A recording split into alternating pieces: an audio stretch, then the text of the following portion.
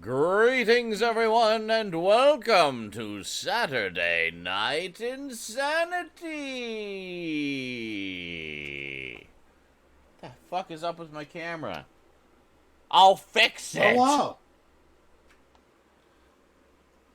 Well, you see, your camera is running at approximately 5 frames per second. Per minute? Oh, per minute. Yeah. 3 frames a year. That's just... We get to see a whole new picture every 4 months. I know. There we go. Back in my day, that's what a moving picture film meant. Little piece of moving picture film. I like. We were happy film. to see a new picture every 4 months. That's right. So how's everybody doing out there in Twitch land or YouTube land, depending what land you're watching us from? Well, I hope. I'm just coming off my weekly gaming marathon right now. We played Fortnite for about 10 hours. Had a really good winning streak of 5 in a row, actually. And that was pretty cool. Had fun. Skinslip is looking gorgeous today. You may notice something slightly different. I wonder what it could be. I never change my appearance. What is that all about? It's a new shirt, right? It's a new shirt? Yes, absolutely. New, new glasses. Oh, new glasses, I wish. I need new glasses very badly. That bottle of hot sauce next to you is new. I do gotta get a new one soon, so I'm almost out. Hey, Stratomaster 78. I am apparently going scuba diving. Oh, it's actually like reflective. That's pretty neat. It's not really reflecting anything, but it makes it look. It's reflecting a fake light source. A fake light source, yeah. Stratomaster 78 just said, well, subscribed first off. Thank you very much. On a 2-month streak, 8 months, and said, Skinslip, your hair is amazing. Yeah, I actually did my hair this week, too. This was just... Actually, what's really funny is, by complete coincidence, Skinslip and I were both doing our hair at the exact same moment, completely independent of each other. And we posted pictures of getting our hair done. And I was like, I'm doing my hair. And Skinslip was like, so am I. I'm like, what? Right now? At the same time? Yeah. It was crazy. I was going to post in the chair with, like, waiting for the fucking bleach to get done with my hair. Yeah. And I just, like, posted a thing. Like, I was going to post a selfie anyway. Like, there's something happening in my head. Yeah. But then I didn't want to say that because they saw you were dyeing your hair. And I'm like, okay, well, the cat's kind of out of the bag. Sorry. No, nothing wrong. No. Yeah, but hey, if I'd gotten there first, it'd been fine. But, it would have been. Yeah, it's interesting. This is the first time I've ever dyed my hair. Like ever? Ever. Wow, that's awesome. And so let me tell you, it's fun. I did not at all understand the boost it really gives you. I mean, it really does. Like, it's like you don't fucking get it. Like, you don't get it. I'm just gonna say it. What have I literally have been saying for years? Every time you give me shit about dyeing my hair, I've never given you shit about dyeing your hair. I've never given you shit about dyeing your hair. I have said you should probably just shave it, but that's just my own opinion. I think you look. I think you look good with a shaved head. Is all I'm saying. Yeah. By the way. No, there was one time I distinctly remember, and you're gonna hate that Okay, I the remember Roman this. video doesn't count. Okay, I was a different person then. Yes. I Quite talked literally. about dyeing my hair, and you said, ew. You actually said ew, and it Did just I like, really? you did. I was like, wow, be more of a Wow, dick, please. I was a shithead back then. I wasn't a good person back then. No, you were I was still, fine. you know, finding. I mean, it's He was been, still in charge. That gross, yeah. You gross man. happiness. And thank you, Baseman Mike. Just dropped $25 on the stream. That gives us 2 hours so far for tomorrow's continuation of the marathon. So thank you so much, dude. I think Buster, if you go back 7 years, I think I've been growing this hair, Oh, and then I finally cut it. Obviously, it was so long that I would literally sit down in this chair and sit in my hair. yeah. Oh, yeah, it I had was to really long take for a the while. I hair remember that. and Yeah. literally wrap it around my neck once so that I couldn't sit and shit on it in the shitter. It was kind of, I would literally have to constantly change my hair, hold my hair and move it when I was like trying to just roll around in bed. Like sleeping was a chore. Yeah, yeah. So much hair, too much hair. Rapunzel. You self-confidence, you happiness. Fuck you, Mike. but Fuck you, yeah, especially. it's very true. And I was actually going to like suggest that as something that you would get a boost out of. And I mean, I've wanted to do it for years. like one of the things, I mean, one of the ways I've always described it is it makes my outside look like how I see myself inside. Yes, and I've already it's funny. It's funny. I was kind of reticent about tattoos, but like this happened. Like, oh God, I wanted to finish myself. Like, oh my God, Yeah. I'm already talking to a friend about like, can I use some of your art for tattoos? Like, my friend Megan is an amazing artist. And I just wanted to cover my entire forearm in her art. Like, she has cute little doodles and adorable things. And I just wanted to have a colorful sleeve. Yeah. Of her art. It's funny. I was actually having a conversation with Rosie last time she was here about tattoos. And her mom has a couple of small ones. And I asked her, I said, well, is that something that you want to do someday? And she said, oh, yeah, I definitely want to get some tattoos. And then this is like my kid and why she's so awesome and smart and Daddy's so proud of her. She says, but I want to wait until I'm at least in my 20s before I sort of commit to putting something on me that is going to be there forever. Because I want to make sure it's something I really want and that I'm really sure about. So I really want my cat's footprint to my two cats. Yeah. Petrie and Sherlock. I want their footprints on my chest because they walk across my heart. I want that symbolized on my body. Like, I know what I want. I'm like, it's like it all came to me like a flash. I'm like, okay, I know. I want to. I want like, I'm trying to like decorate my knuckles and my hands, and it's like all the stuff I can see on a daily basis. I think it'll help me personally. Thanks for the follow, Weirdo Dude 20. Much obliged. But yeah, I didn't want to get tattoos until I was in my mid-20s either. I was like, eh. But yeah, that reason. was the thing. Like, with dyeing my hair and why I continue to dye my hair is it really is a boost. Like, it's a self-esteem thing. And for people like us who suffer from like anxiety, depression, etc., every little thing that can give you a boost helps collectively. And you may have noticed, like, just since I did those of you who've been on my streams, since I did my hair, like, my energy level's gone up. I'm more, like enthusiastic in the streams and stuff. It's because I feel better. I feel better about myself. I feel like this is more the true me. And, people may find that silly, but it is. It's true. So, trigger warning, I'm about to talk about self-harm. I used to cut myself, pretty often. Oh, wow. And so I was also afraid of being addicted to putting ink in my skin as a source of hurting myself. Okay. Yeah. Because I dated somebody who, when she's having a hard time, she wanted to get a tattoo because she wanted to hurt. That's the wrong reason to get a tattoo, in my personal opinion. Yeah. Didn't judge her. It's her body. Yeah. But I was like, I didn't want to be that one. So I never felt like I was like ready for the tattoos. Plus, there's nothing that really spoke to me like that. Yeah. But now I'll see like a friend who I deeply love and care about's art, and I just want, that's so cool. I want her to do something on my body forever. Like to me, that's more important to me. It's more than just getting decorating body. It's about now I look at this hand and I always remember this person right here. Yeah. It's more, the specific person gave me this tattoo. There's like multiple layers to the significance, which yes, I want tattoos that are meaningful to me personally, because I want to look at them and have good memories about them, and I don't want regrets. Yeah, that makes a lot of sense. Yeah, I mean, for me, it's something I've always considered because I actually really like tattoos, and I, admire tattoos all the time. Me too. I think, I love seeing all the different kinds of artwork and asking people about their tattoos and what it means to them and things like that. I just find all that really fascinating, and a lot of them are quite beautiful, like just amazing artwork. And, it's like they're taking a part of themselves and showing it. So it's like you look at their tattoos and you're seeing elements of their personality and what makes them them, and I find that fascinating. I'm like super into tattoos, so like I've dated girls who have like had a lot of tattoos, and it's a wild trip. They take the clothes off and they're wearing designs, and it's like, oh my goodness. Yeah. I used to say, oh, someone drawn on you. That's just that was a cute little thing I used to do, but yeah. Yeah.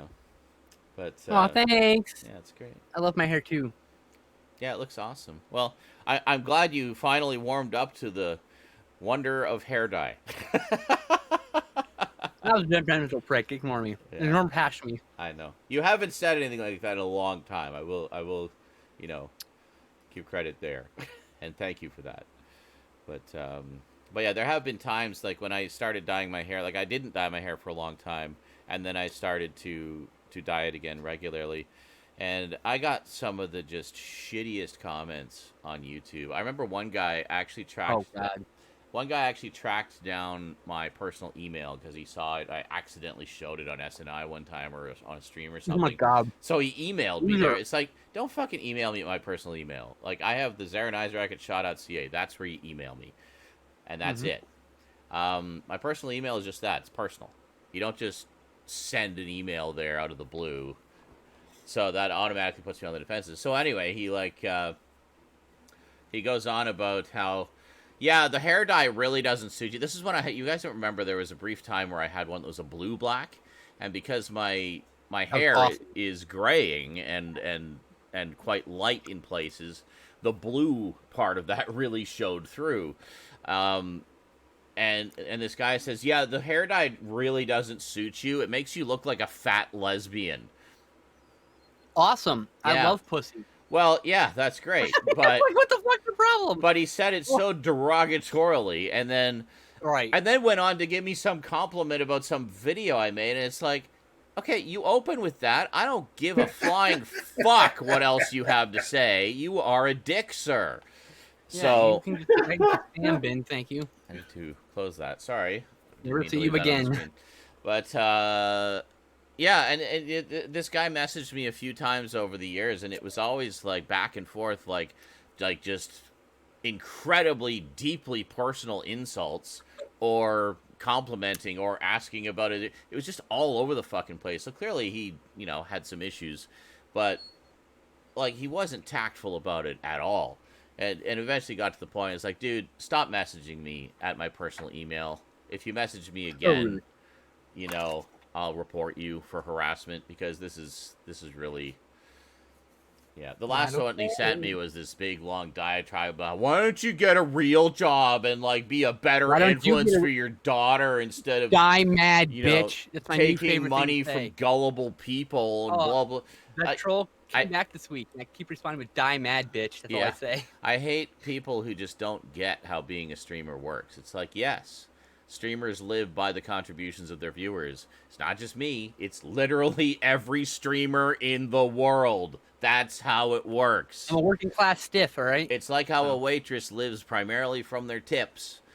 It's same principle. A performer sometimes lives, but gets only tips, and that's the only thing they get. You know? Exactly. So, like when it comes to like musical performance. So that's the thing. So if you don't understand it, then educate yourself on how the system works. Don't just contact a content creator that you know and start hurling insults at them and expect to not have any repercussions for that.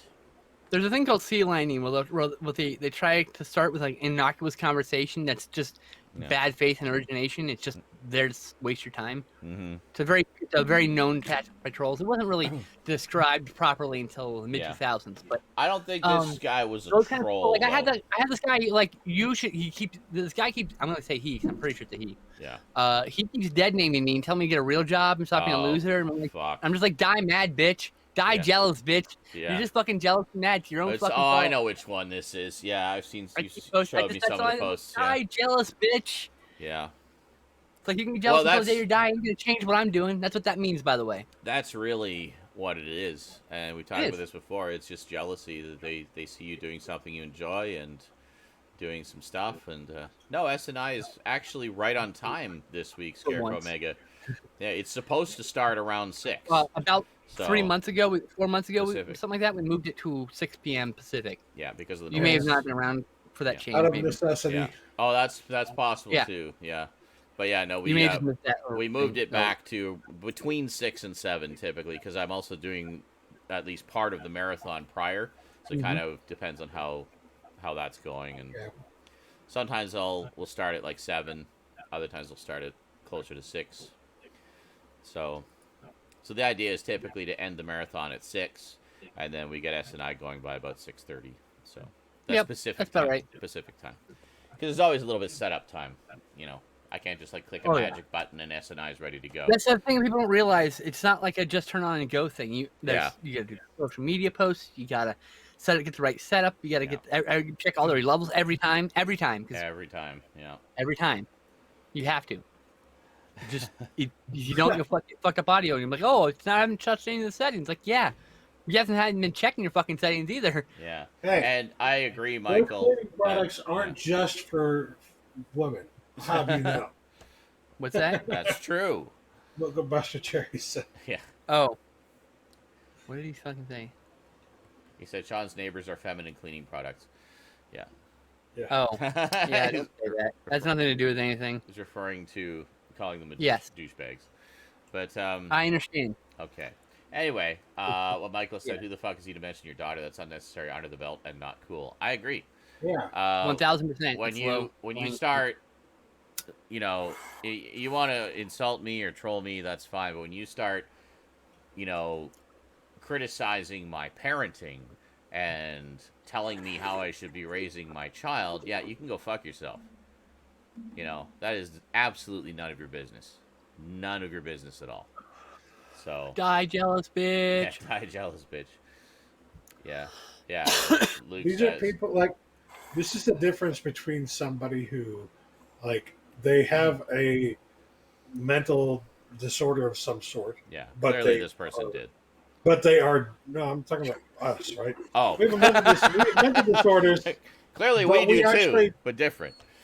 But we actually try to do something about it. We try to be good people, and we try to fucking address our issues in one way or another in healthy ways. Yeah. Instead of criticizing people, they have mental issues and they refuse to address them. Yeah. Instead of addressing them, they attack people. That's their that's the way they get their fucking get through their shit. They project. Okay, so here's the thing. We're always criticizing people. So here's a tip for those who are jealous or mad or upset and can't really figure out why. When you're in a bad mood, don't go be shitty. Yeah. Do a purposeful thing. Go to your friends. Tell them how much you care. You care about them. Spread positivity. Go to your Twitter friend and see who's having a bad day. Send them digital hugs or fucking emoji hearts. Like little things like that. Doing positive things helps you be in more a positive mental. Like I get depressed all the time. But you know what happens when I get depressed? I just run around Twitter and my social medias telling all my friends how wonderful they are. Yeah. And you know, like, because it makes you feel good when they're, oh my god, I love you so much. Like, oh, I love you too. We're like great, good friends. You know. Well, it makes you feel good. It makes them feel good. I mean, it's just it's a domino effect of positive vibes, and you know, everybody likes to be told that someone cares about them. Be proactive in your happiness will help you be more happy. But it's not going to make you happy. Yeah. But if you just get all mad and lash out at people because of some aspect of your life that's making you miserable, that doesn't help anything. Spreading the misery doesn't help anything. Doesn't help you. And chances are the person you're insulting is just going to ignore you or block you. So, I mean, you're accomplishing nothing there. And I say this as someone who's been hurt by the world. I understand that you're hurt and you're just angry and you're lashing out. But try. Yeah. Just try to be better.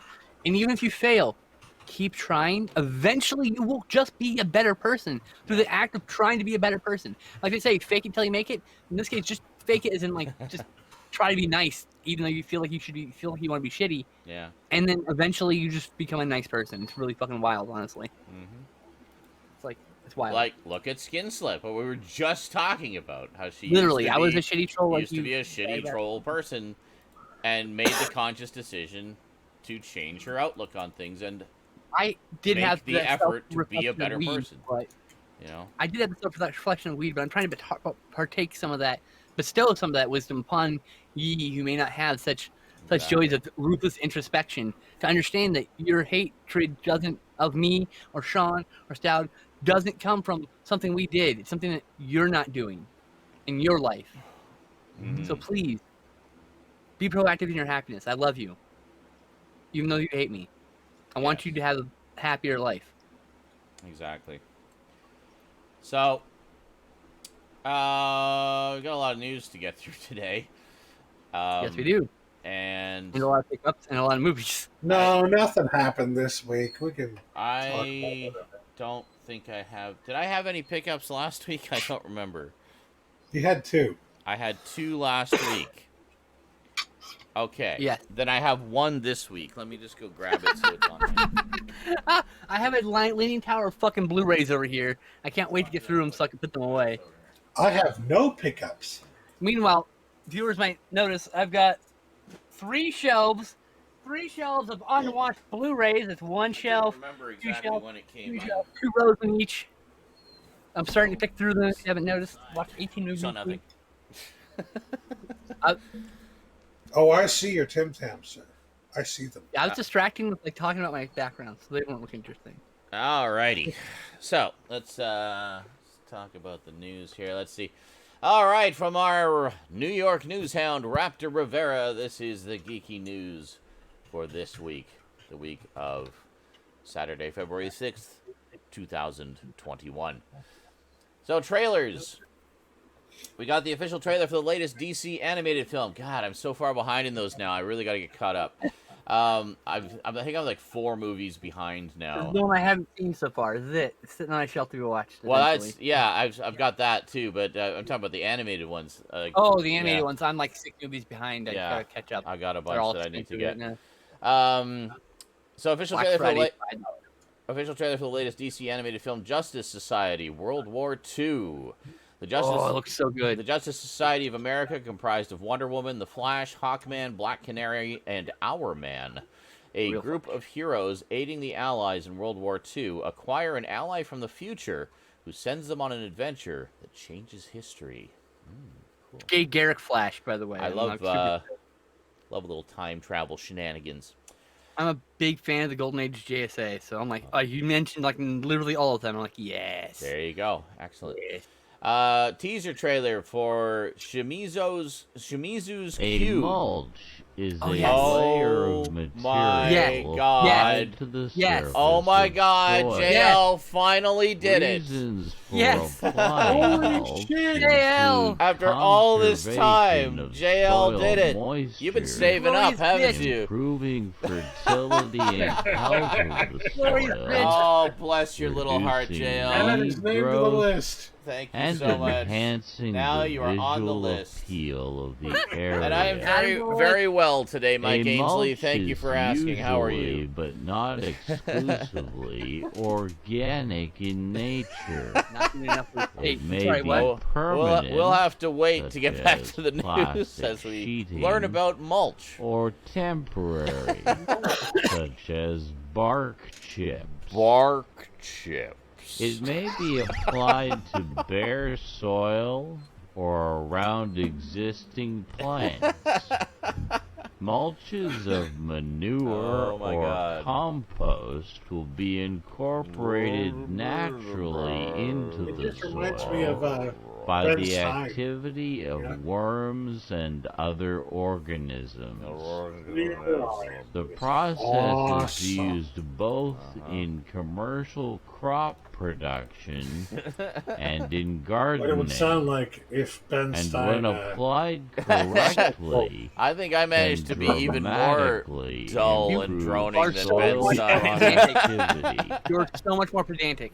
Yes. Thank you. Many materials in the best way. are You're trying to be obvious. Well, as yes. mulches. I tried which to are read it as used boringly to as retain possible. soil moisture, And then I regulate slowed down the soil recording to make it temperature, more suppress boring and weed unbearable. growth, and for aesthetics. Every time I watch They are Ferris applied Bueller now, to the Ferris Bueller's Day soil Off, surface. and I get to that around scene, trees, I just think Bueller. about being, I think about being one of the flower teens beds. in that class. to Yeah. prevent And soil just erosion imagining- on Okay, so you slopes just woke up. It's like and 8 in o'clock in the morning. production areas And for this is what you get to flower hear. and Well, isn't there that one kid who's asleep on his desk and there's like this Mulch big puddle of layers drool are across his normally desk? 2 inches or 5.1 centimeters or more deep. Someone needs to when update that applied.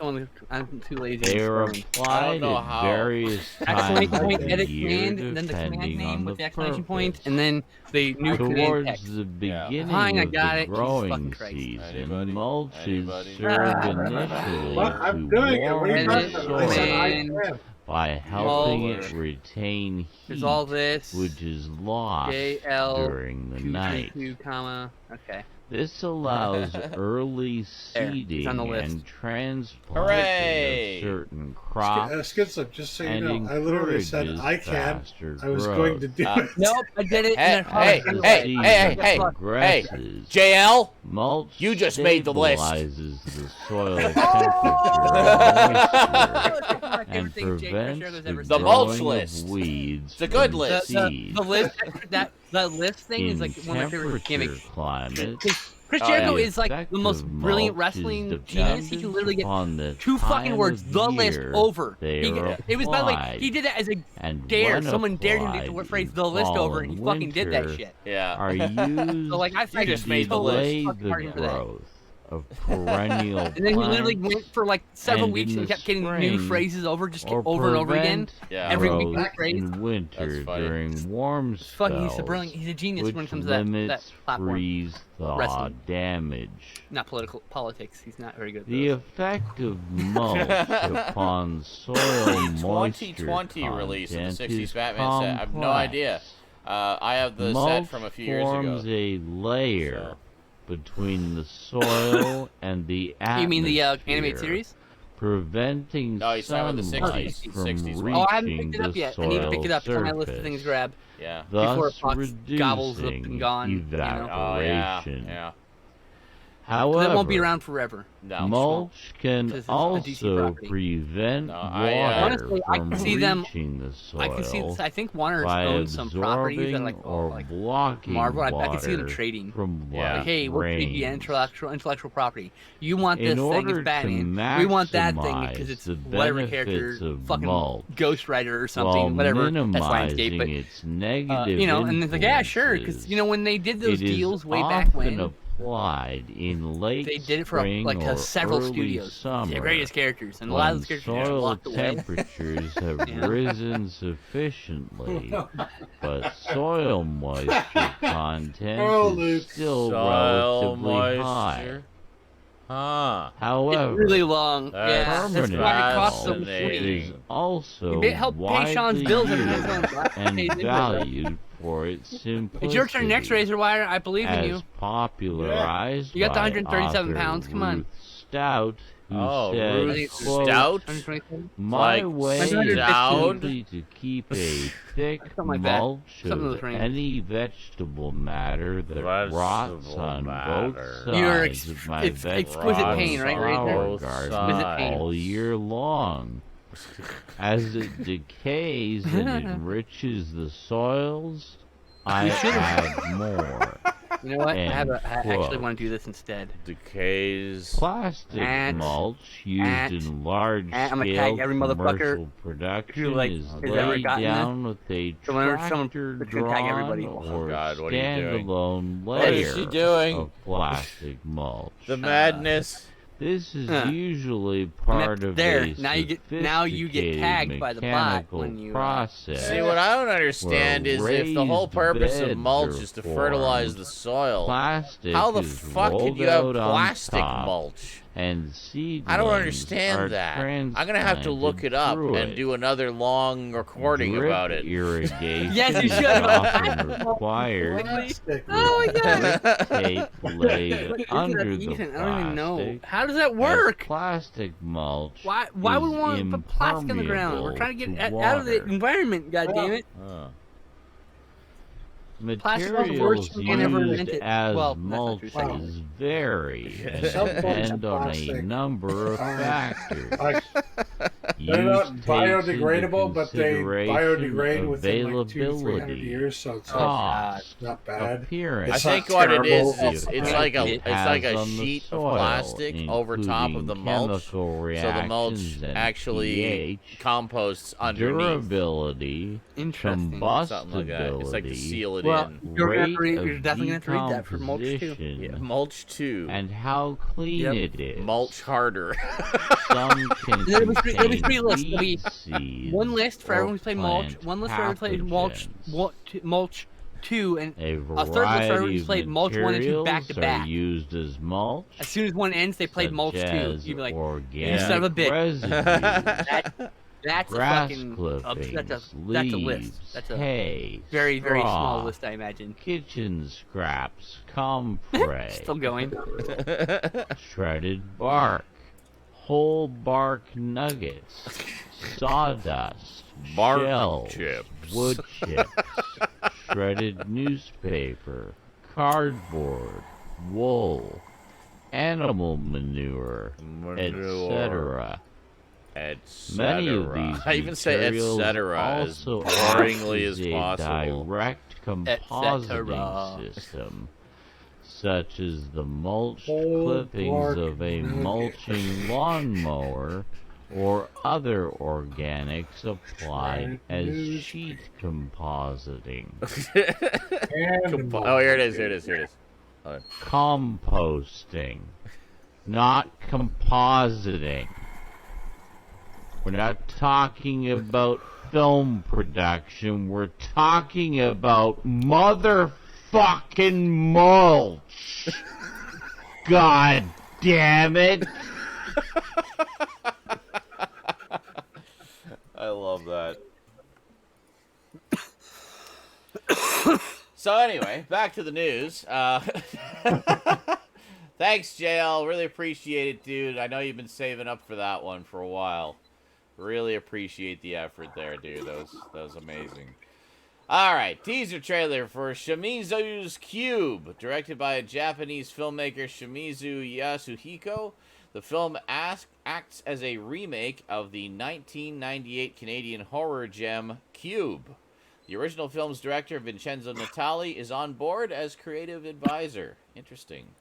Well, I love the original Cube. That's one I really need to pick up on Blu-ray. Never saw the sequel and prequel. Heard they were terrible, but I want to see them anyway. I don't recall the sequel being terrible. Yeah. But I haven't seen Cube Zero or whatever the fuck it is, and I'm afraid. I've heard that it kind of contradicts some of the stuff that's hinted at in Cube. I hate Cube Zero. No. Cube Zero's the worst. See, we talked about this before, like the Thing prequel, for example. It's like, if you're going to do a prequel, it has to connect. There can't be variances in what has been already established by the other film. Yeah, you can't retcon that direction. You can only retcon the other direction. Exactly. Films happen in the future can retcon the past, things that happen in the past, but not. Correct. You can't make a new film about the past to retcon the thing that happened that comes after. Like Saw, for example. Saw is constantly moving forward, but there's a lot of retconning to kind of make the story more convoluted and ridiculous. But it all works. It works because they're referring back to things we've seen before, but looking at them from a different perspective. So and it all kind of, there have been some revisions in Marvel Cinematic Universe too. I mean, but that's like right on par if you think about it, because that's the fucking comic book. It's where retcons came from. Yeah, exactly. That's where the term retcon, which stands for retroactive continuity, in case anyone's curious what it means. It's continuity that you changed in the present about the past. Most of the time, it's like a character died in a comic, and then 5 years later, another writer brought it back and gave an excuse as to why that guy didn't die. Retcon, as an example. Or an event that happened one way is changed, and usually a small event, not usually like a crossover event or anything. It's usually like oh, this thing that I didn't actually do that. It was a bad dream or something. And like that could have been. Yeah. That's a bit of a lame one, but yeah, but I'm not a good writer. It's an example. Yeah. Yeah. I'm a bad writer. That's a good writer gives you a better example. Yes. We also got the official trailer for the Netflix original documentary Pele, premiering February 23rd. The documentary looks back at the extraordinary period when Pele, the only player to win 3 World Cup titles, went from a young superstar in 1958 to a national hero amidst a radical and turbulent era in Brazilian history. Very nice. Is that the guy? I'm pretty sure that's the guy they had for E3 a couple years ago. 3 or 4 years ago at this point. Maybe. Yeah. Ubisoft had them because they have like their fucking football game. Oh, right. Okay. Yeah. Official trailer for the Peacock original revival series Punky Brewster, streaming February 25th. Hey, that's my birthday. Raising her 3 children by herself, Punky is trying to get her life back on track when she meets Izzy, a young girl in the foster system who reminds Punky a lot of her younger self. The series will feature Cherry Johnson returning to the title role. So there you go. Cool. Yes, it's actually Punky herself, all grown up now. And that actually sounds pretty good from what I've heard about it. I didn't watch the original that much when it was originally on, but, you know, you were aware of it. It was quite a popular show. I think they did a cartoon as well. But yeah, I might actually check that one out. I'm interested in some of these, you know, 80s revivals that are actually sequels rather than remakes, you know, continuing the story 30, 40 years later. Official trailer for the Disney Plus original documentary Behind the Mask, premiering February 12th. Meet the writers and artists behind characters like Black Panther, Miles Morales, Ms. Marvel, Luke Cage, the X-Men, Captain Marvel, and many others in the Marvel Universe. No, Disney Plus is not going to do a thing about lucha wrestling. What? No. That's not what I'm thinking at all. Oh, okay. Thanks, me, bitch. No problem. And many others in the Marvel Universe, highlighting their impact on pop culture and media. What did you think it was? A sequel to Behind the Mask, Rise of Leslie Vernon. Oh, Leslie Vernon, yeah. For like 15 years. Yeah, it wouldn't be Disney Plus though. I don't know. They could put it on their Star section or whatever. Yeah. Hulu. That's where they're putting all the. Yeah, that's right. Stuff. Fucking yeah. Hulu. Fuck yeah. that news. Official trailer for the Netflix original film Moxie, premiering March 3rd. Based on the book of the same name, fed up with the sexist and toxic status quo at her high school, a shy 16-year-old finds inspiration from her mother's rebellious past and anonymously publishes a zine that sparks a school-wide coming-of-rage revolution. Starring the likes of Clark Gregg, Patrick Schwarzenegger, and Amy Poehler, who doubles as director. That actually sounds fun. I might check that one out. Yep. Second trailer for the Prime Video film Coming to America, premiering March 5th. Really looking forward to that one. Yeah. It's still good. Yeah. Official trailer for the Shudder film Shook, premiering February 18th. When Mia, a social media star, becomes the target of an online terror campaign, she has to solve a series of games to prevent people she cares about from getting murdered. But is it real? Or is it just a game at her expense? Interesting. Wow. Sounds fucked up. It sounds like it kind of reminds me of that Black Mirror episode where there was a couple of characters that were being blackmailed, essentially, and they had to go and do all these different tasks for the blackmailers. Something along those lines. I don't think I saw that episode. It's very good. I remember that It's one, also very disturbing. But I need to be actually back to that series. It's Black Mirror. When is Black Mirror ever not disturbing? I was watching with my ex at the time, and we only got like halfway through the series, and we were watching it in random order. Oh yeah, preferred order. You should totally watch the ones that you haven't seen. I should. It's really good. Eventually. Yeah. So many things to watch. I know. The seasons are short, at least, so I mean, it's not a massive time commitment. But official trailer for the action sci-fi film Cosmic Sin. 7 rogue soldiers launch a preemptive strike against a newly discovered alien civilization in the hopes of ending an interstellar war before it starts. starring Luke Wilson, Frank Grillo, Bruce Willis, and WWE superstar Lana. Cool. Okay. Second. That sounds like they're trying to look. Preemptive strikes are. It's really hard to justify that kind of thing. Well, yeah. I mean, that's How do you know what they're gonna that's probably one of the big points of it. I know. It's just like, should we be doing this? Yeah, sure. Just go blow them up. I whatever. bet you it's not. I bet you it's cheese. That might be fun. Probably. I mean, it's. Yeah. I'm just like that story does not naturally appeal to me. Yeah. And it's like, yeah. I don't know. I mean, there may be more to it than that. I have no idea. I'm sure there is. Second teaser trailer for the Netflix original anime series Godzilla Singular Point. The newest teaser features a close look at the wide cast of characters as well as Rodan and Jet Jaguar. The series is set to be released sometime in 2021. We're getting more Jet Jaguar. I'm down for that. Have you seen the trailer? No. Jet Jaguar is this weird, janky robot this old man pilots. It looks like it's like an anime series. It's not like a movie. I'm like, how do you mess this up? Just make a Godzilla movie, but animate it because you can do lots of things you can't do in fucking live action. Yeah. It's so easy. It's so easy, and they just keep doing these weird. Stop making it like an anime. Make it like a fucking Godzilla movie, but animated. Stop trying to do these weird animated series. Such as the next one on the list here. Official trailer for the Netflix original anime series, Pacific Rim, The Black. That actually looks like the fucking movie. Yeah, it actually looks really good. There you go. Premiering March. That one I watched the trailer for and was really excited for. I'm worried. I'm not going to say it's bad yet. I'm just worried about this Godzilla series. It could be great. I don't know. Like the way the Jaguar design was weird and rickety. Yeah. I mean, Jaguar was technically made by a weird guy who lived with his gay partner, but I mean, that's beside the point. Yes. Anyway. So, Pacific Rim The Black. Left behind during a kaiju invasion in Australia, teenage siblings Taylor and Haley embark on a desperate search for their missing parents, teaching themselves to pilot a battered, long-abandoned Jaeger to help in their quest to give them even the slightest hope of surviving. Cool.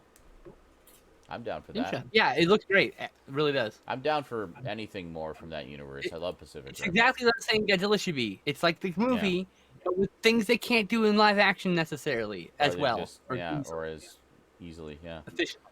Yeah. And that's it for all the big trailers this week. In movie and TV news, Disney has made a 5-year overall exclusive television deal with Proximity Media, the production house run by filmmaker Ryan Coogler. Additionally, Coogler will develop multiple television series for the studio. The first one will delight Black Panther fans, a drama based in the Kingdom of Wakanda for Disney+. Fucking A. Always down for more Wakanda. Really cool because they set up this really fucking cool world that just begs to be explored. Oh, exactly. So exactly. Fucking stoked for that one. Yeah. Yeah, that's my thoughts exactly. HBO Max is launching a Batman podcast titled Batman the Audio Adventures, a comedic take on the property that sees Jeffrey Wright lending his voice as the Caped Crusader. I am very interested in that 'cause I love that man's voice. Such a wonderful voice. Dennis McNicholas, a longtime writer on Saturday Night Live, penned and directed the multi-episode series that hails from WB. Plot details are hidden in Crime Alley, but it is known to be a comedic take on the usual rain-soaked, justice-dispensing crime fighter. This is historic in that, as far as I know, Wright is the first African-American actor to voice the Dark Knight. Pretty sure that is correct. I think it is, yeah. There may have been a short, though, during the 7th anniversary. They did a bunch of shorts. That could have been possibly. There's a lot of things I haven't seen in Batman, but I think that's correct. Yeah. And what a wonderful... Please do in the comments tell me. And honestly, what a wonderful choice. As soon as I read that he was being cast as Batman, I immediately heard it in my head. You know, I can totally see him doing Batman.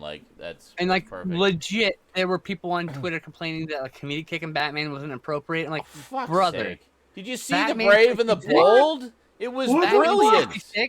Batman 66. Yeah. The second rendition of Batman, right out of comics. He was a goofy fucking bastard, all right? Silver Age Batman was all goofy shit. My favorite part about watching Batman 66 in high def is that, you can see all the fucking signs now. Yeah. All the dumb pointless signs. Yes. Shrink ray on off with giant fucking letters. Yes. What? The de-ionizer, deorganizer. What are all these fucking buttons? What? I know. The back end has all these nonsensical levers and shit. It does. It's And all labeled. They're all labeled. So now you can and actually you can't read see them. most of them on the TV version, so they put all sorts of nonsensical shit. Yeah. And now you can actually read it all. It's great. Yeah, I can read it all. You never see that was one of the first things I noticed too, and I watched some of the Blu-ray. So I was like, wow, you can actually read all. I mean, sometimes they would zoom in on them, and you can see them up close, obviously for TV. Yes, but now you can read all the other ones in the background and stuff that you couldn't see before. Fucking the names in their portraits and Which scenes. is great. Like they have like cat crew members like names as like you go to a fancy place, they'll have like a painted portrait and a fucking nameplate. And nameplates are sometimes like a cast member or someone who stopped by, like a friend of the shows. So it's like there's all these little things that you never saw before. It's beautiful.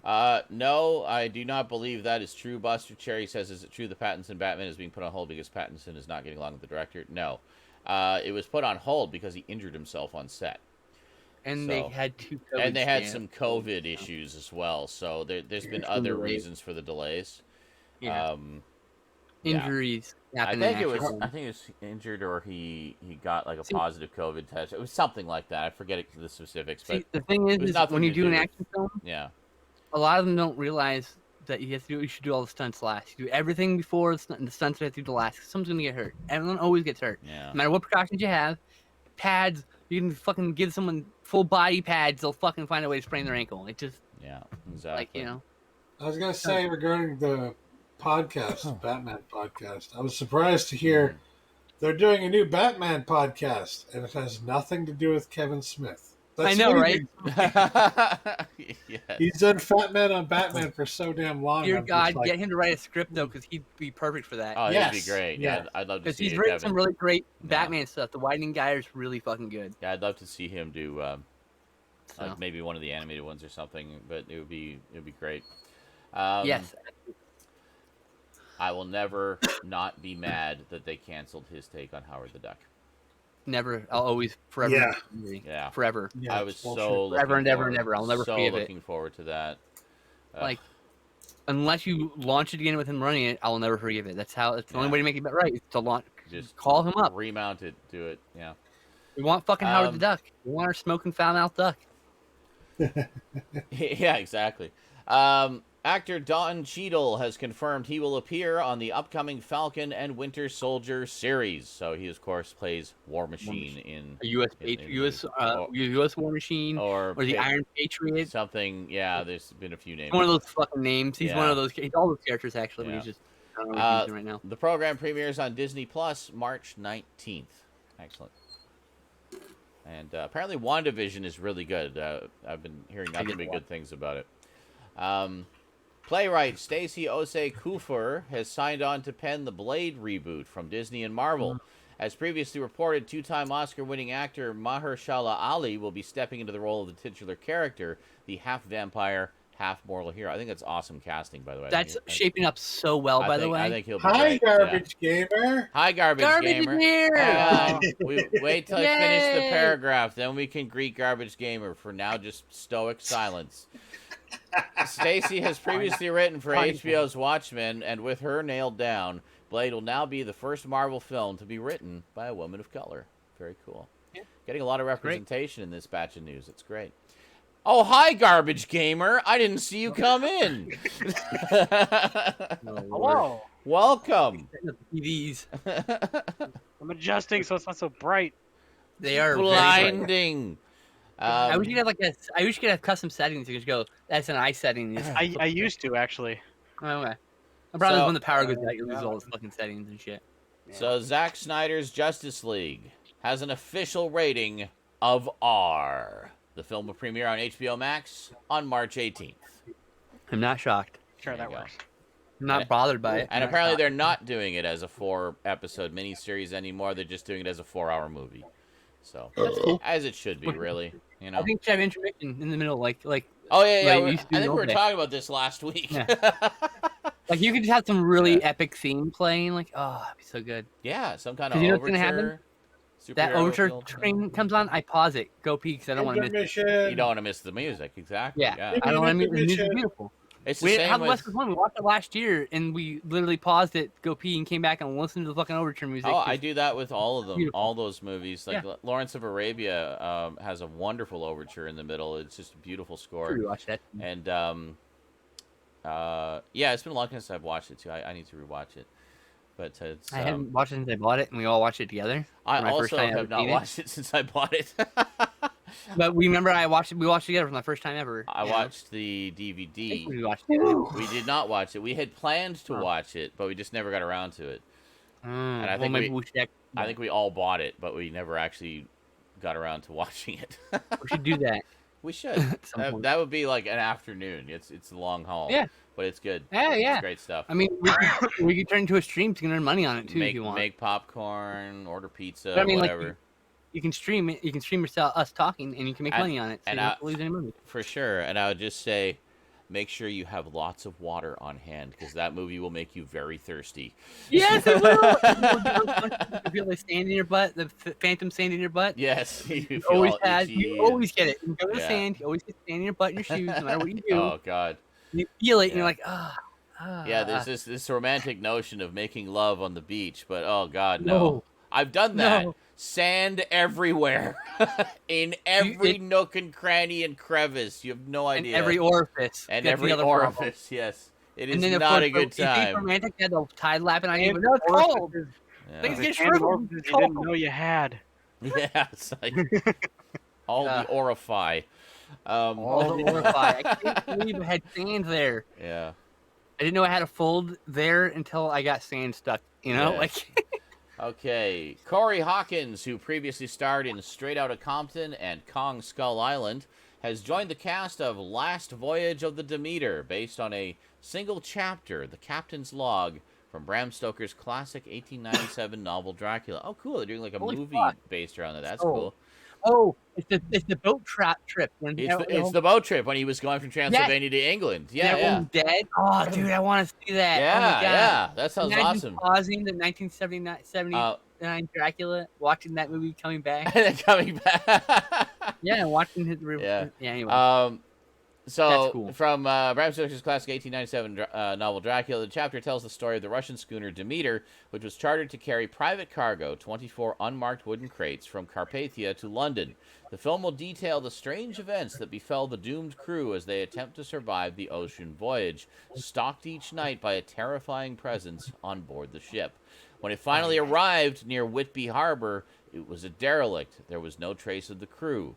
Filmmaker Andre Uvredal, terrible pronunciation on my part, I'm sorry, will helm the project. His prior films include 2010's Troll Hunter, one of our all-time favorites. Guy. 2016's The Autopsy of Jane Doe, and 2019's Scary Stories to Tell in the Dark. Please, dear God, please have Dracula. So down for this. I really want the bisexual Dracula to be canon, so I want him to like romance one of the dudes the same way he did Lucy. Well, it might not even be a Dracula film per se. It's more just the mysterious presence that is. That's true. So we might not even we might not really even see Dracula. It might just be. It's true. You catch a glimpse of him towards the end of the movie or something.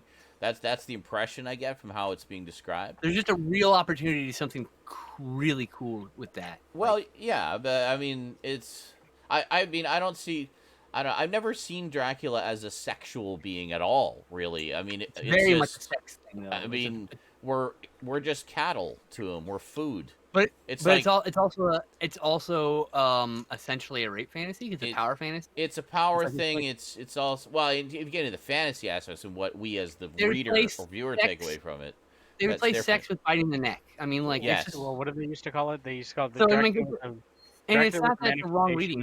Yeah, Dracula was a manifestation of intrigue and desire. Yeah. Like your reading's not wrong or incorrect. It's just another reading. I was talking about this earlier. How it annoys me when some of the Dracula films turn him into a romantic character, and I like that. It's not. He's not a romantic character though. Now that's not to be confused. Hold on. It's not to be confused. It's not to be confused with being a sensual character, which he is. That's part of his power, is he seduces to get what he wants. Here's the rape. The thing is he uses his magical fucking powers, supernatural powers, to entrap you against your will to like him, and that is the violation that is equivalent to rape in the story that they're. That's what I'm saying. Correct. That's why he's a rape parable in a lot. Oh, it absolutely is. Absolutely, it is. I mean, like, so when you say it's not sexual, it is sexual. It's about sexual violence. It's but it's not. I mean, it's not sexual in the way that it's portrayed a lot of the time. Because it's subtext. You know, yeah. You know, you won't see the Dracula is Bay. Yeah, exactly. I mean, like, I like it better that he doesn't have a supernatural power. He's just enchanting looking, and I think that's a way cooler idea. Because then you're just like, you're just hot for some cute guy, you know? You're thinking Frank Langella again, aren't you? Fuck yes, I am. I'm going something any day. Yeah, he doesn't need supernatural powers. He's just like, okay, I'm yours. Yeah, where are we going? But am I get to be your bride? Oh, okay. Okie dokie. And speaking of Dracula, director Chloe Zhao is tackling the classic Universal monster as the writer, producer, and director of a new take on the character in the vein of a futuristic sci-fi western. This is not to be confused with Blumhouse's Dracula, directed by Karen Kusama. Zhao recently released the Frances McDormand-led Nomadland, which received much acclaim, and directed the yet-to-be-released Marvel film, The Eternals. Now, hold on. When I first heard this futuristic sci-fi western Dracula, the first thing that came to mind... Fucking Whiplash. The first thing that came to mind, Vampire Hunter D.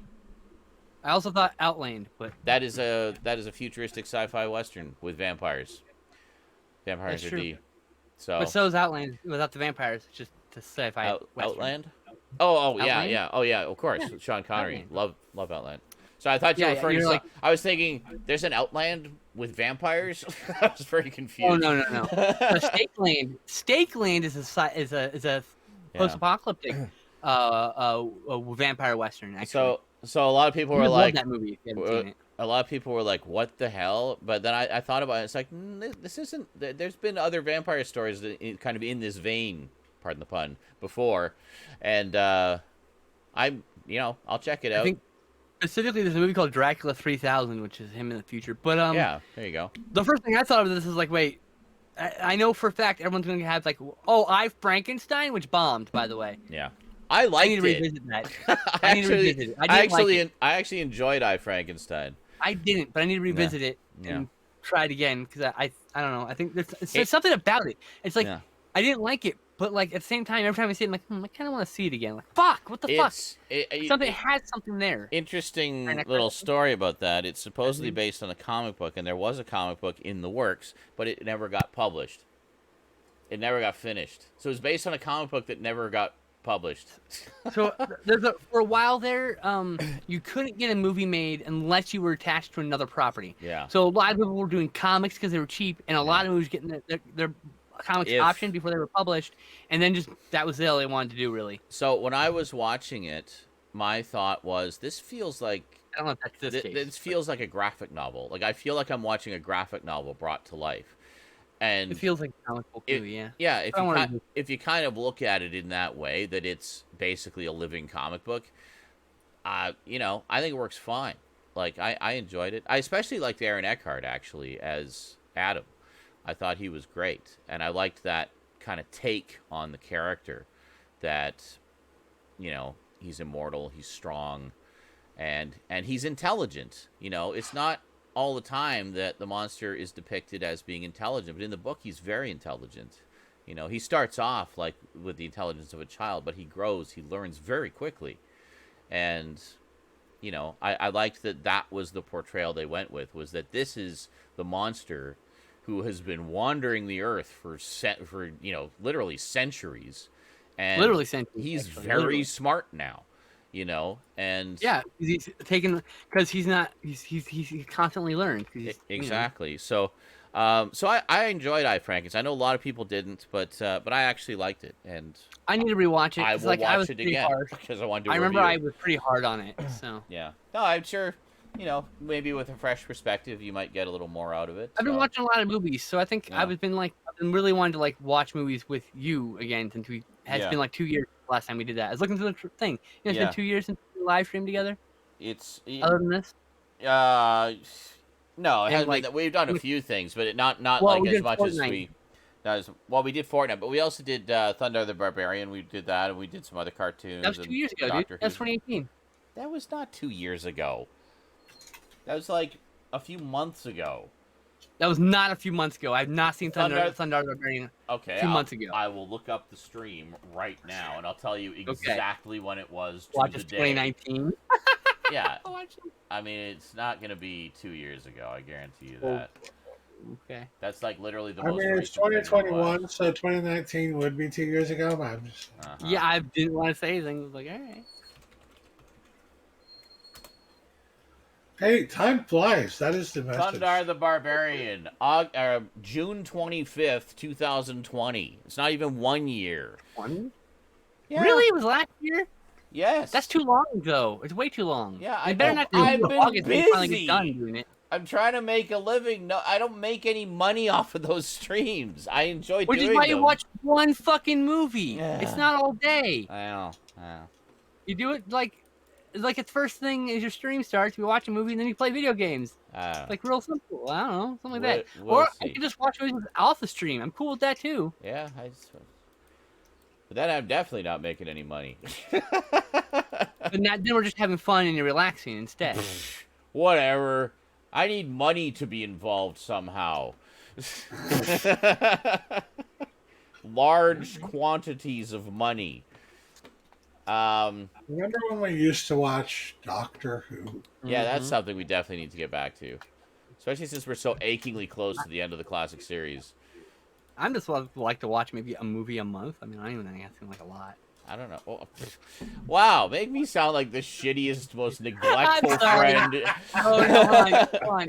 I'm sorry. That was actually a little manipulative of me. I do apologize. That was an impulsive thing for me to say. No, I get what you're saying, though. You wanted. No, it's not okay that I said it, though. No, you said it shittily, but shittily. I get what you mean. Real shittily. I get what you mean. I'm very aware that I said really shittily. Like, I really instantly regret it. I know it wasn't intended that way. Yeah, but it was like understand. an impulsive thing I just did. It's an ADHD thing, you know, where I just shoot off the word. Yeah, but it's like you catch it. I get like shit talked a lot in the past, so I've had to be quick to respond. Yes, now this is an example of what we were talking about earlier, about how Skinslip is making a genuine effort to be a better person. And this is an ongoing process, daily thing. We're all doing this in our own way. The fact that you said a thing that wasn't too nice, but you instantly caught it and called yourself out on it. That's something you wouldn't have done a decade ago. A decade ago, no. You would have just let that matzo ball hang in the air forever. Fight over the whole thing. Yeah. Instead, we're arguing about when to watch something instead of, I don't know, which is a much more mundane fight than Exactly, yeah. So mundane over 10 years ago, we would have gotten a big row over it. It would have matched for like 3 days. And everybody in the chat would be getting out their popcorn. Oh, Skinslip and Z are having at it again. Yeah, right? We're less entertaining as we get older. Shit. Exactly. Sorry that we're boring now because we're more mature people. Okay. So anyway, sci-fi Western Dracula. Cool. I'm down. I'm down for pretty much anything Dracula. Like you said that out loud, and I literally, you know that Oscar speech where like Winona Ryder's like, that was what I was doing. Oh yeah. What? Yeah. Like it was so much at once, but yeah. I didn't know about this one. Paramount Plus is eyeing a 10-episode order for a follow-up to the Emmy Award-winning NBC series Frasier. Series star and executive producer Kelsey Grammer, who has been leading the efforts to revive the iconic series over the past 2.5 years, is in talks with CBS Studios to reprise his role and executive produce the sequel. David Hyde Pierce, who played Fraser Crane's brother Niles in the original series, also has been approached about returning. Excellent. Nice. That show is actually really good, but it's been like largely forgotten because it was also kind of dull. It's a good show, but also kind of a lot of people dull. said they liked it better than Cheers. I did not. I disagree with that. Yeah, I liked Cheers, but I mean the main reason being I think because Cheers had a big ensemble cast, so you had this like variety of characters, whereas with Frasier, the core cast was comparatively smaller. I enjoyed it. I like a lot of the characters on it, and I think it's a very smartly written show, but I just preferred Cheers. I felt like Cheers had a little more to it. When I was younger watching it, I always felt too stupid to watch Frasier. Oh, it's that smart show. Adult, it's a very adult show. Oh yeah, there's a lot of adult humor. I used to watch Coach. Yeah. Coach was good. I don't even like sports, and I liked Coach, but that's just because I like Craig. That's because I like Craig T. Nelson. Yeah, he's great. Yeah, he's just a fun character. Yeah. The next Sonic the Hedgehog series, now titled Sonic Prime, has an official synopsis. In the series, the fate of a multiverse rests in Sonic's gloved hands. The show will have themes of self-discovery and redemption, and is aimed at children ages 6 to 11 years, as well as longtime fans of the series. It is stated to meet the scale and scope of other stories in the franchise. It is scheduled for a worldwide 2022 premiere on Netflix, and will have 24 episodes in its first season. Very cool. Nice. You couldn't write the words "more of the same." Also, on a side note, Sonic Boom is getting a Blu-ray release as well. I think it's seasons 1 and 2. Yeah, one of my viewers actually picked it up for me and is sending it, so keep an eye out for that. Let's see. Netflix has set the cast for The Midnight Club, a 10-episode horror series from Mike Flanagan. Sold. And Leia Fong, based on the creative works of best-selling author Christopher Pike. Oh, of course. I know those. Yeah, the young adult horror novels. The book revolves. It's gonna be like, Are You Afraid of the Dark? Possibly, yeah. I mean, it's all that same kind of genre, young adult horror. The book revolves around a group of 5 young men and women who met at midnight and told stories of intrigue and horror. That definitely sounds like... That's totally... They're literally called the Midnight Society. It's the Midnight Society, yeah. That's what I was going to say. Wow, Christopher Pike. Are you afraid of the... It's not called Are You Afraid of the Dark, it's Are You Scared of the Night? Yeah. I was thinking, I think if I remember, the book actually predates that show. Yeah. For some reason, but yeah. Anyway. One night they made a pact that the first of them to die would make every effort to contact the others from beyond the grave. Ooh. Horror heroine Heather Langenkamp plays the doctor who presides over the hospice. Flanagan will direct the first 2 episodes. Oh, I'm totally down for that.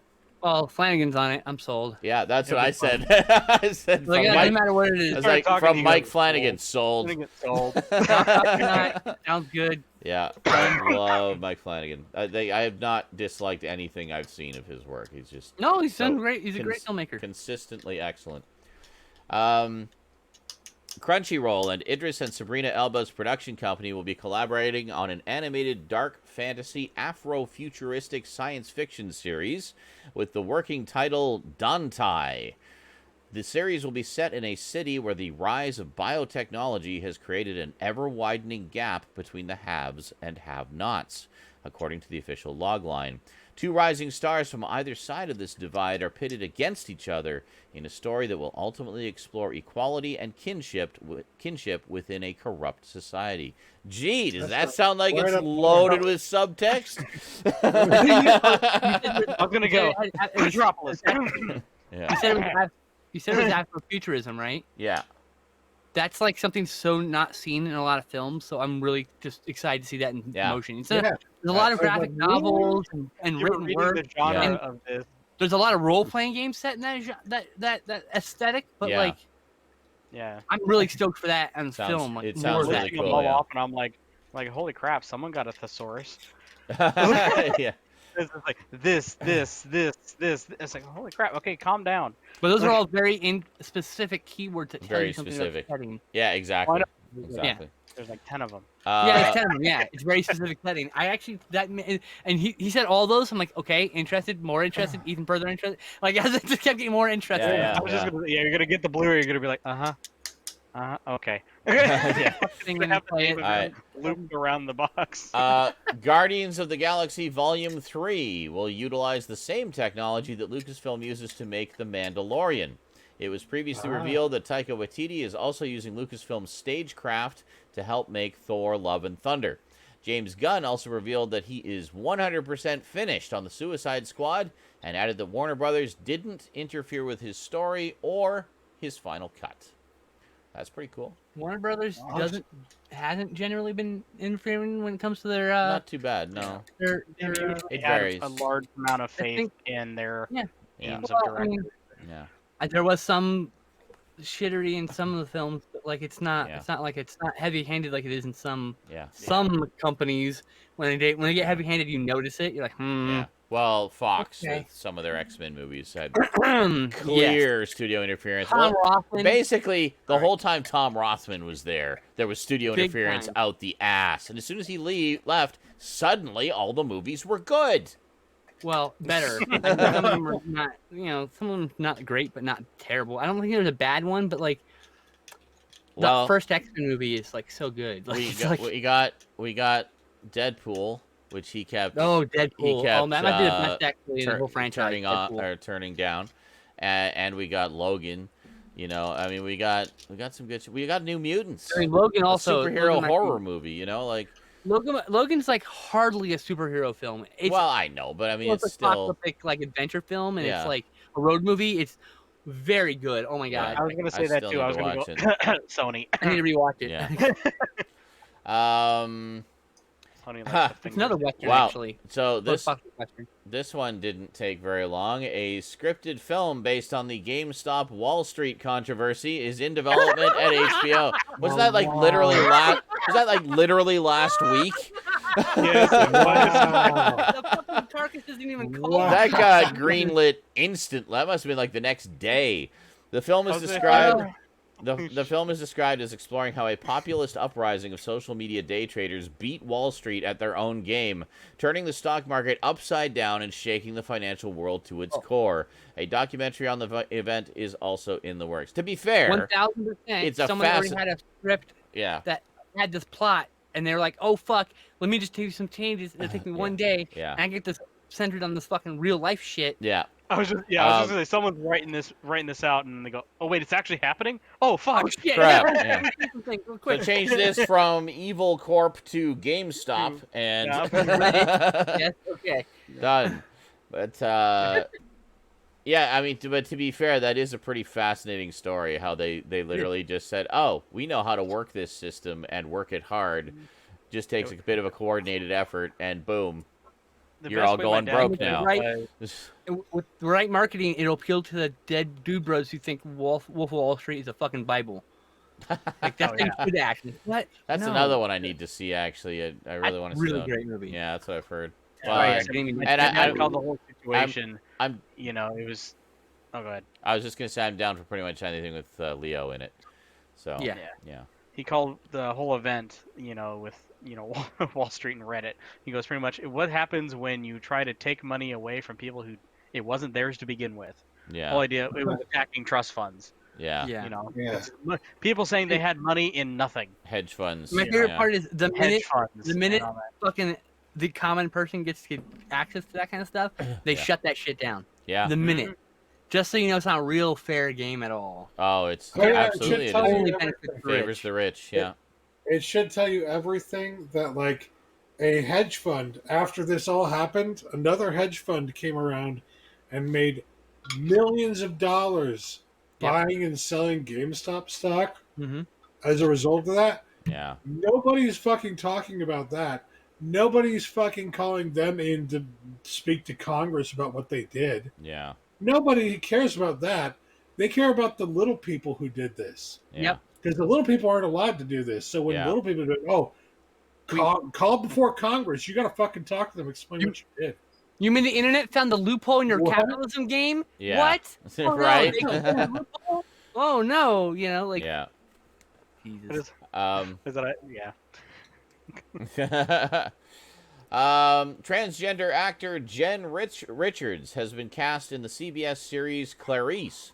The transgender actor, writer, producer, and activist was first recommended by GLAAD's director of trans representation, Nick Adams, to consult on the show. But she will be appearing on screen as well. Says, all I can say is that the character intersects with Clarice's storyline in a way that her transness isn't central to her storyline, but her identity as a trans woman prompts her to discuss with Clarice the complicated legacy of Buffalo Bill, Richard said during a virtual premiere event for the series. The thing about Buffalo Bill is he's so horrendously written in any version of the like it's doesn't treat his transness properly, even the written form. It's her transness. My apology. Yeah. It treats them treats us in an aberrant and horrific way, like we're monstrous in some way. Oh yeah. And bad other, and it's not because the writer Harris meant it. It's just that was his understanding at the time, right? Like I'm sure he's a much more evolved person like everyone else because it was fucking 1986 or something, ago, 85 or whatever. Yeah. So like, and then like the movie didn't do any better, didn't do any justice, obviously. Yeah. That just makes it feel like it's supposed to be portrayed as some awful, weird, strange thing the person is doing by tucking their penis back, like it's some weird thing that people do. Like, okay, whatever. No. Like it's things like that. So the fact that they have a trans like person as a consultant means I hope these things will be more appropriately and more carefully addressed in this. And so I have hope for it. It sounds like that's the direction they're going, and what they want to do. Hope for that. So yeah, because Buffalo Bill's a complex character who believes herself to be a woman, but she is so psychologically unhinged she can't be approved for gender reassignment surgery. So she goes on and kills large ladies so that she can wear their skin so she can complete her transition, essentially. Yeah. That's a really horrific thing when you really frame it properly. You're like, oh, that's not the proper. So that's not a healthy way to go about that. No. Needless to say. Transgender Leatherface. Yeah, basically.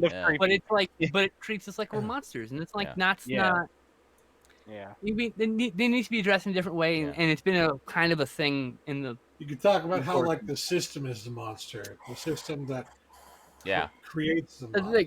That's the thing. Buffalo Bill's a victim of abuse and the system and circumstance. And poverty. So like, not to make him a tragic character, but just an understanding that she's fucked up from a lot of things. Well, I mean, it's a series, so I mean, they'll have time to explore in more depth. So I hope they do. I hope they I hope it starts with their like humanize her.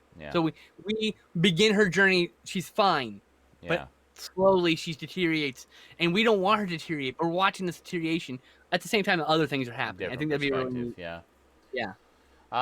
anyway. This one I am so excited about. This will be a fucking day one purchase. In home video news, the classic 1980s animated series Thundar the Barbarian. We were just talking about that. We'll be getting a complete series release on Blu-ray on March 9th. There you go. It's like you mentioned that we watched it and legit don't fucking remember even watching it, dude. I remember that. I remember the last time I mentioned it, I said, yeah, we watched that. And you're like, we did? Okay, yep. We watched the first 7 of the 21 episodes. We were going to do 3. Yeah, I have problems making memories that happen. I guess I wasn't there for that. Well, also, I don't think I've ever seen Thundar. You also watch a lot of stuff, so I'm sure it's not difficult for things to get lost in the crowd. But, yeah, no, it's good. Anyway, sorry. In streaming news, the following were released on Netflix this week. Malcolm and Marie, a look at the story of love starring John David Washington and Zendaya, hit Netflix. Kid Cosmic, the newest animated series by Craig McCracken, hit Netflix. And that's it for the news. We'll get to the video game news in just a moment. One thing, Raptor, if you're gonna do this for Netflix, can we also get Shudder? Because I really like Shudder, and they need more people. More Shudder. Yes. Okay. Let's talk about how awesome Shudder is every week. Well, and Shudder's doing a lot of original content lately too, so they're definitely worth putting a spotlight on. The Valentine's Day marathon, or Valentine's movie from last, or Valentine's Day special for Last Drive-Ins happened this year too. The movie Host that they did last year. I really want to see that. It's finally on Blu-ray. Oh, it is. Oh, nice. I'll have to pick that up. That's one I really want to see. So in memoriam, we lost quite a few people this week. We lost Butch Reed, professional wrestling legend and football player with a career lasting 3.5 decades between 1978 and 2013. Nicknamed the Natural, Reed played football for the Kansas City Chiefs, was a star in Mid-South Wrestling, and had high-profile tag team matches in the World Wrestling Federation, such as the first Survivor Series main event, and World Championship Wrestling, where he held the WCW World Tag Team Championship with fellow legend Ron Simmons. And I believe they may have been the first African American to do so. Really? Oh, that's cool. Yeah. I grew up watching Butch Reed. A big fan of his. He's like one of my favorite wrestlers from my very early period. One of my favorite memories is that first Survivor Series, actually, because they did various thing where the only time they ever did this, that the survivors of each match would go into a battle royal at the end for the championship or something. But that's the only time they ever did that, and I remember it very vividly. So yeah, anyway, nice. This one was quite a shock. We lost Dustin Diamond this week. Actor, director, stand-up comedian, and musician with a 34-year career between 1987 and 2021. With over 50 acting credits to his name, Diamond is best known for his role as Samuel Screech Powers throughout the Saved by the Bell franchise. Dustin was only 44, sadly passing due to stage 4 lung cancer. Fuck cancer. Such a shame. Such a shame. He got admitted for cancer just like a couple weeks ago, right? Yeah, he didn't even know he had it, and he just Oh, really? Yeah. It was like that. Got diagnosed. There's an interview that are saying he sent a message to a friend of his saying that he was going to start his first area of treatment, and then he passed. Oh, such a shame. We also lost Captain Sir Thomas Moore, British Army officer and businessman known for raising money for charity in the run-up to his 100th birthday during the COVID-19 pandemic. He aims to complete 125 meters, or 27-yard lengths of his garden, 10 lengths per day, with the help of a walking frame, bending the endeavor Tom's 100th birthday walk for the NHS. On the morning of Moore's 100th birthday, the total raised by his walk passed £30 million. And by the time the campaign closed at the end of that day, had increased to over £32.79 million. Sir Thomas made it to the ripe old age of 100, sadly passing to a combination of pneumonia and COVID-19. We lost Hal Holbrook. I remember him from a lot of stuff. Oh, yeah. Actor, television director, writer, and World War II veteran with a near 7-decade-long career between 1948 and 2017. He first received critical acclaim in 1954 for a one-man stage show he developed, Mark Twain Tonight, while studying at the Denison University, performing as Mark Twain. He won the Tony Award for Best Actor in a Play in 1966 for his portrayal of Twain. He would continue to perform his signature role for over 60 years, only retiring the show in 2017 due to his failing health. He later gained international fame for his performance as Deep Throat in the 1976's All the President's Men. He also appeared in such films as 1977's Julia, 1980's The Fog, 1982's Creep Show, probably the thing I know him from most, a big favorite when I was a kid, 1987's Wall Street, 1993's The Firm, 1997's Disney's Hercules, and many others. Throughout his career, he also won 5 Primetime Emmy Awards for his work on television and was nominated for an Academy Award for his work in film. Hal made it to the ripe old age of 95. I remember him in The Fog vividly. Yeah. And, also, he's in this movie called Rituals, which is a thriller slasher. Oh, that's neat. Pretty decent flick with these doctors that go on a vacation and then they wake up the next day and all their clothes are gone and so they only have their clothes that they're wearing and they have no shoes and then slowly they keep stepping on traps and they're slowly being eliminated by these booby traps and these tricks by it's a really good movie. Cool. I covered it for Second Round Coast to Coast. You would actually dig it, Sean. Sounds good, yeah. And I do like Hal Holbrook. I mean, I'll watch, he's another one of those actors I'll pretty much watch anything he's in. Mark Wilmore.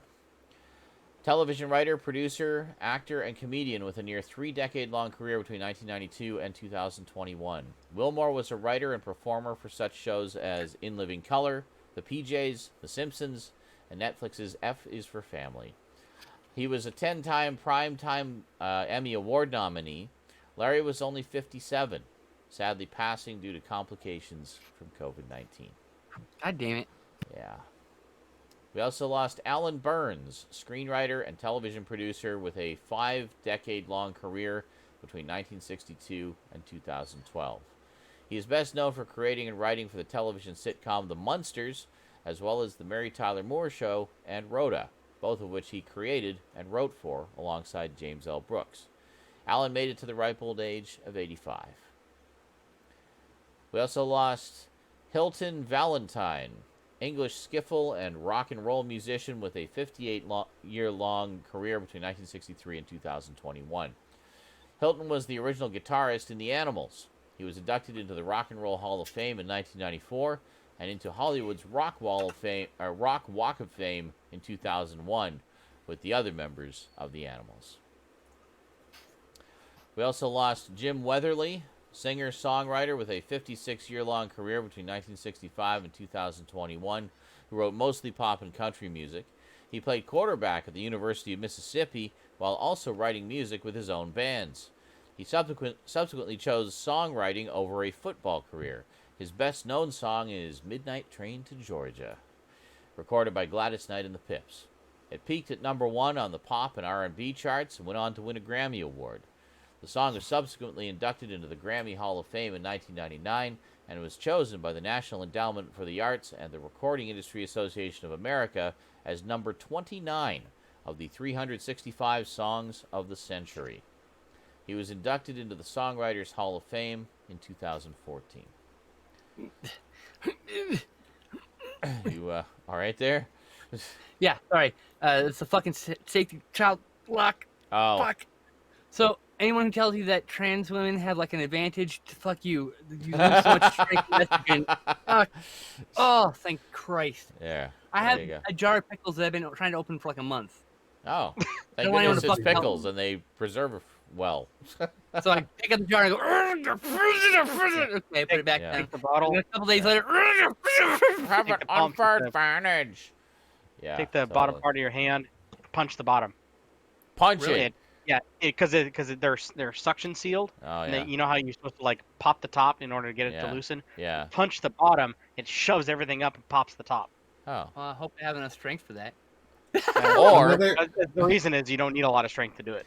Or I mean, the thing is, it's like, you know, you lose like 40% of your strength, 30% of your strength, something like that, in the first 2 years. Like, or the jar shatters and covers you in glass shards and pickle juice.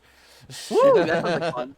A trick that I've always used that has never failed me, not even once, is you take the back side of a butter knife, you know, like the handle side of a butter knife, and you whack the side of the jar on the lid. You whack the side of the lid all around the lid, the entire lid, and a little tip tap pops open. Okay. Yeah, a little tip that tap. sounds like fun. That sounds like way more fun than using my fucking hand and hurt. I said what my grandpa used to do was a bottle opener. I don't have a bottle opener. Oh. Bottle opener? Like one of those rubber things that... Just crack the seal. No. There's one of the old-fashioned, like it's like just a metal hook. Oh. Like those ones that you dip into the can as it. So I use one of those, and you can literally hook it under and just pull. It pulls the lid open, lets air in, and pops the top. Oh, yeah. Because that's the whole thing is breaking the seal. Okay. Yeah. So I got a couple. Anyway, moving on. Couple more here.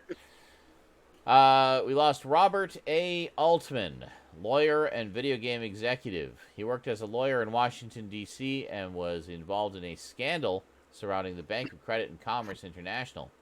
In 1999, he and Christopher Weaver founded ZeniMax Media as the parent holding company for Bethesda Softworks, a video game developer Weaver had founded earlier. Altman served as ZeniMax Media's chief executive officer and chairman until his passing.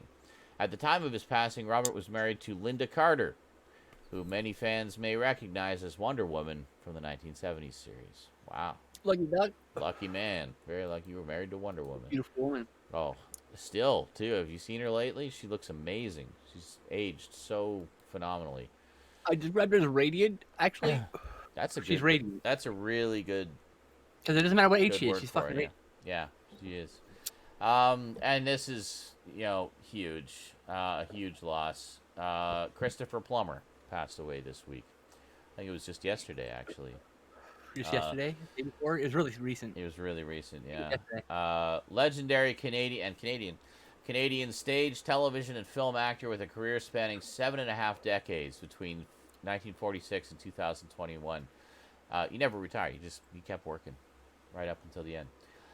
He made his film debut in Sidney Lumet's Stage Struck in 1958 and won great acclaim for his performance as Captain George Von Trapp in the 1965 musical film The Sound of Music alongside Julie Andrews. Plummer portrayed numerous major historical figures, including Commodus in 1964's The Fall of the Roman Empire, Arthur Wellesley, 1st Duke of Wellington in 1970's Waterloo, Rudyard Kipling in 1975's The Man Who Would Be King, and others. Plummer also appeared in 1991's Star Trek VI, The Undiscovered Country, and is actually one of the reasons we have Shakespeare translated into the original Klingon now. Yep. It was largely thanks to him doing Shakespeare quotes in Klingon. In fact, the developer of the Klingon language had to make some modifications because there was no verb to be in Klingon. It's like, yep. That could be a problem if we're doing Shakespeare. I see the problem. Also, 1992's Malcolm X by Spike Lee, 2015's Star Wars The Force Awakens, 2019's Knives Out by Rian Johnson, among many others. Plummer received various awards for his work, including an Academy Award, 2 Primetime Emmy Awards, 2 Tony Awards, a Golden Globe Award, a Screen Actors Guild Award, and a British Academy Film Award. He's one of the few... Sounds like workaholic. Did a lot of movies. Oh, well, yeah. He is one of the few performers to have received the Triple Crown of Acting and the only Canadian. He won the Academy Award for Best Supporting Actor at the age of 82 for 2010's Beginners, becoming the oldest person to win an acting award. And he received a nomination at the age of 88 for 2017's All the Money in the World, making him the oldest person to be nominated in an acting category. In 1968, he was invested as Companion of the Order of Canada, at the time among Canada's highest civilian honors. Christopher made it to the ripe old age of 91. What an amazing I have to say, amazing what career. What an amazing tribute, Roberto. Good job, my friend. Absolutely. That was really great tribute. Fantastic. Thorough.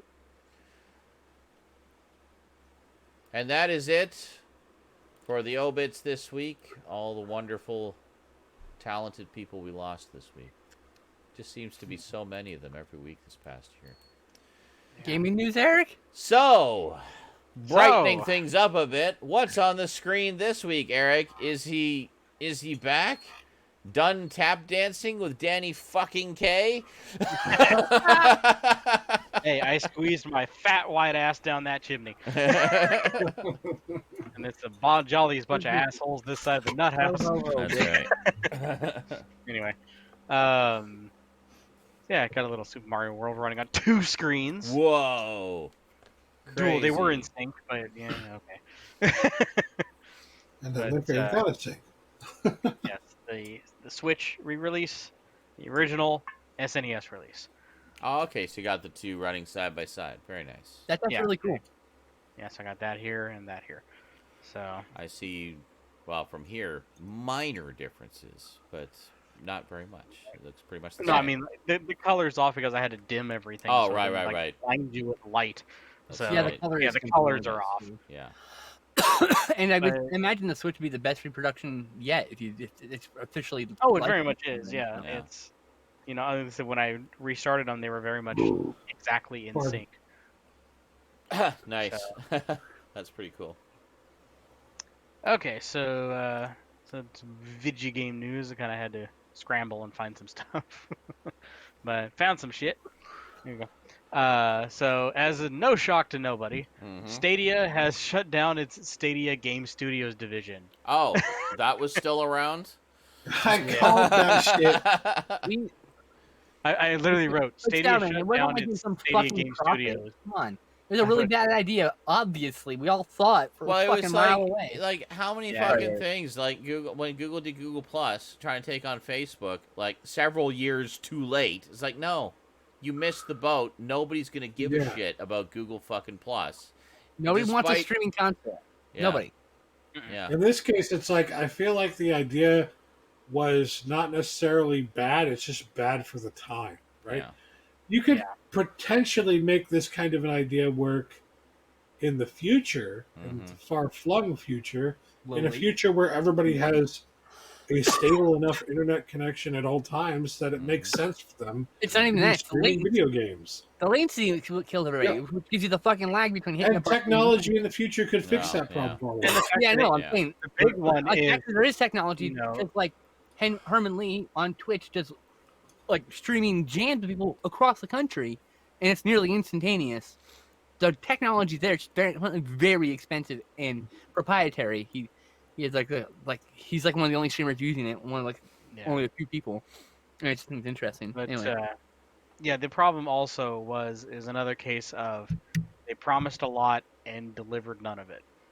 Is they said that you were going to be able to, I mean, they had lofty goals, like you'd be able to take your cell phone and be on YouTube and be like, oh, I like the trailer for that game, I want to try the demo. Click play demo and it plays instantly. It's like, how far out of your ass did you have to pull that one? They couldn't even they literally could not even get it to play on a phone. Like their service, just like, even through a proprietary app you had to download, sign in, create an account, it still didn't work. You couldn't sync the controller they gave you. Yep. And it only worked with a, I think it was a Chromecast. They literally gave you a controller and a Chromecast, and it really never migrated away from that proprietary Chromecast. Yeah. No one wanted. It was a reason to give away Chromecasts. They had so many Chromecasts. We're like, well, let's make it part of our console. Like, no, that's a terrible idea. Please don't. So this is the inevitable heat death of Stadia. Great way of putting it. So it's just So the first part one is the game studio. The next part's going to be the streaming service. I'm gonna give up eventually. I'll give them another year. And they'll be around doing things. I think by the end of 2021, they'll shut down the server. I think like they have to have it up a reasonable length of time, so that to avoid a lawsuit. I think because if you just act it the next day, I think people open lawsuits against you for that shit. Yeah. But I don't know why you can't. People have to buy into it first. So I don't know what the point is. It's not like you own a single game on that. That's the problem. That's a real fucked up thing. Is like. The reason why that would never work is you don't even get to keep a copy on your hard drive. There's no hard drive. You're streaming it from some server in fucking Los Angeles. That was the first that people were going like, what the fuck? Is they're like, I'm paying $20-something a month for a streaming service that I still have to pay $59.99 to play the game that I'm paying $20 a month to stream it. Yeah. You don't actually own the game. It's part of your account. Like, great. Now what? They're trying to make this the corporations are trying very hard to make this future where you can't own any media. Yeah, that's only exactly. Rent it. They want to and that's disgusting. And they want to be able to take money from us and not give us anything in return. Yeah. No.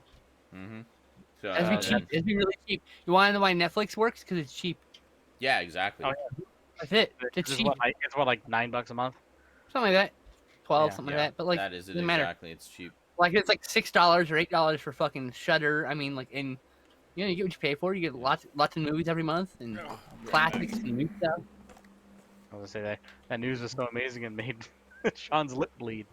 Yeah, I'm guessing he's just been the weather's making his lip crack. Yeah. Oh yeah, it's dry and it's cold and dry. You should see my hands from work. They're all cracked and bleeding in a few places. Okay, so interesting to note.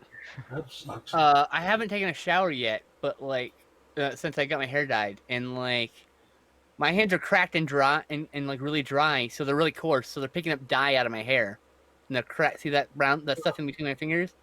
That's dye that's now affixed to my skin, in the cracks of my skin, because I've been doing this every now and then, so it's just been slowly picking up. I take a shower, just effort. Then, yeah. She washed my hair like 4 fucking times. Okay, it's clean, guys. I don't need to clean it. It's so clean. My hair's 3 days later. My hair's so dry still from being washed so much, and she washed it with like this like regular ass shampoo, so I had like crazy dandruff. Oh jeez. When I don't, I have to use a coconut oil based shampoo, or I get fucking crazy dandruff. Ugh, that's not good. Let's see. Let's see. I got to try the Medium on Game Pass, and it was interesting, but way too creepy. So Legal Blind Gamer mentioned Xbox Game Pass is better than Google Stadia, and the reason for that is because you're renting like AAA games. You get to install it on your hard drive and play it for as long as you keep paying that fee. Yeah. Okay.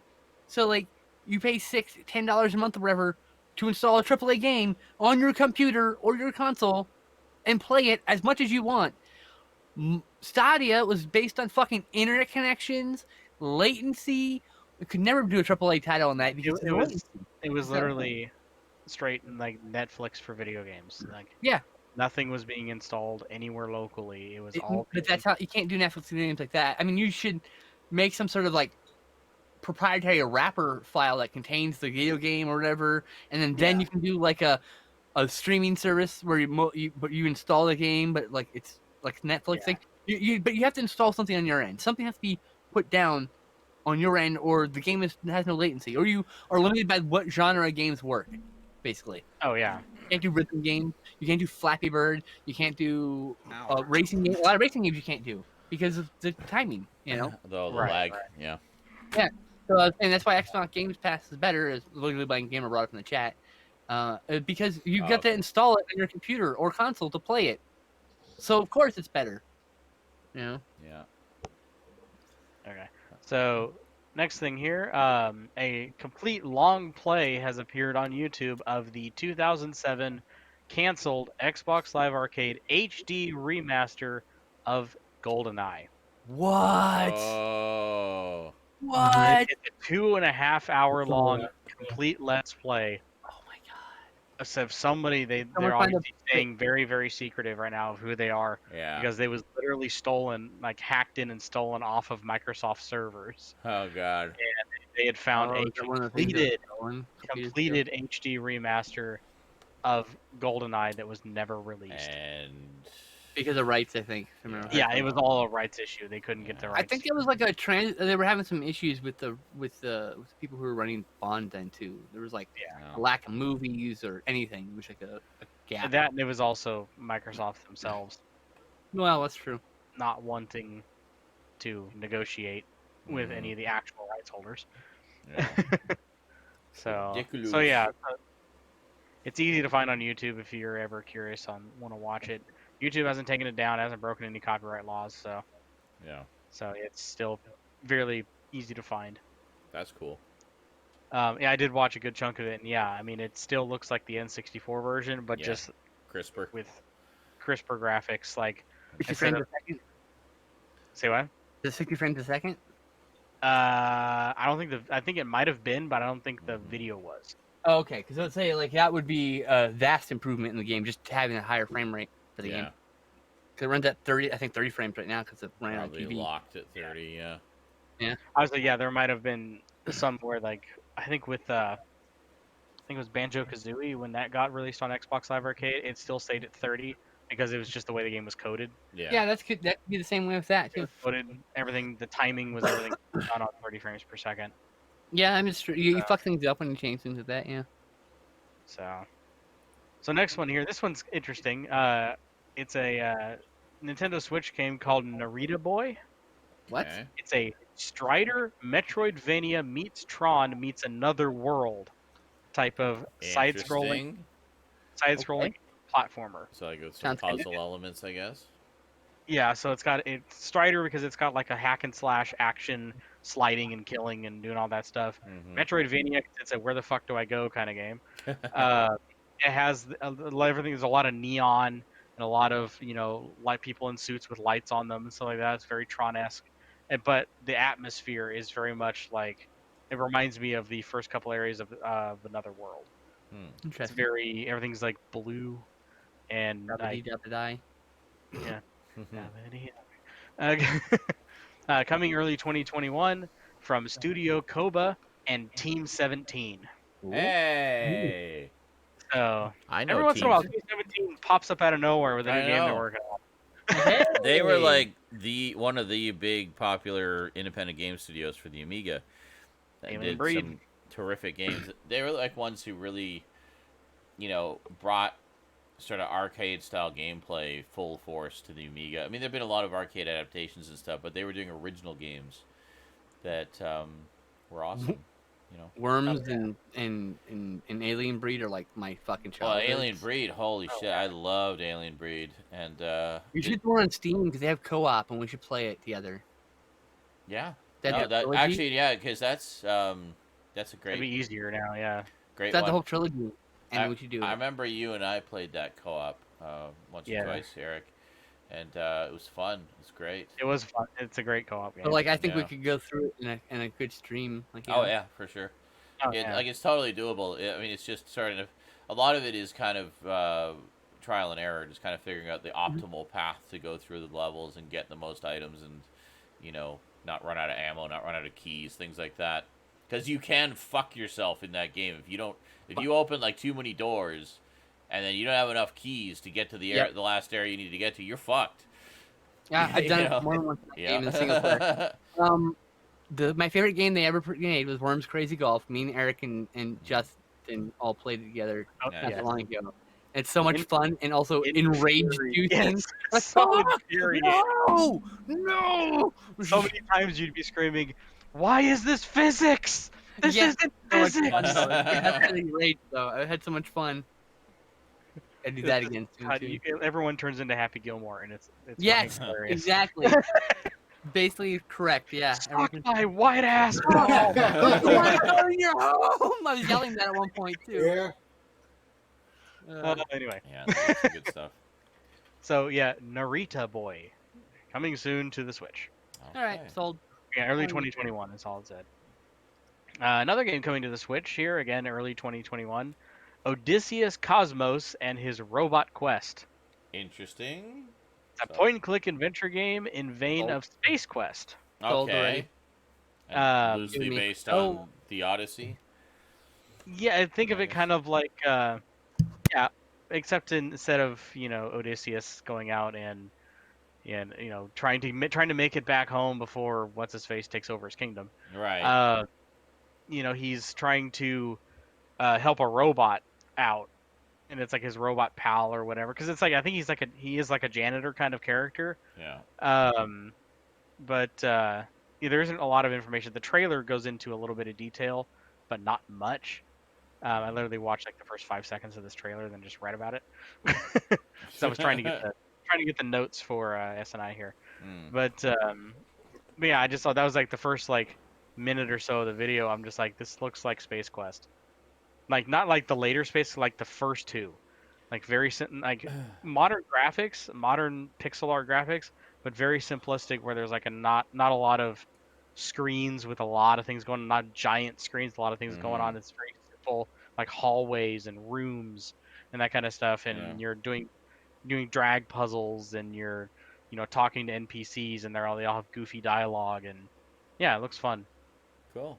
Looks like if you're a fan of any of the Quest games, King Space or Police. Absolutely. If you're into those, this looks like something to pick up. And the Switch seems to be the perfect platform for these. For one reason, it has a touch screen. Okay, so you can literally point and click. Yeah.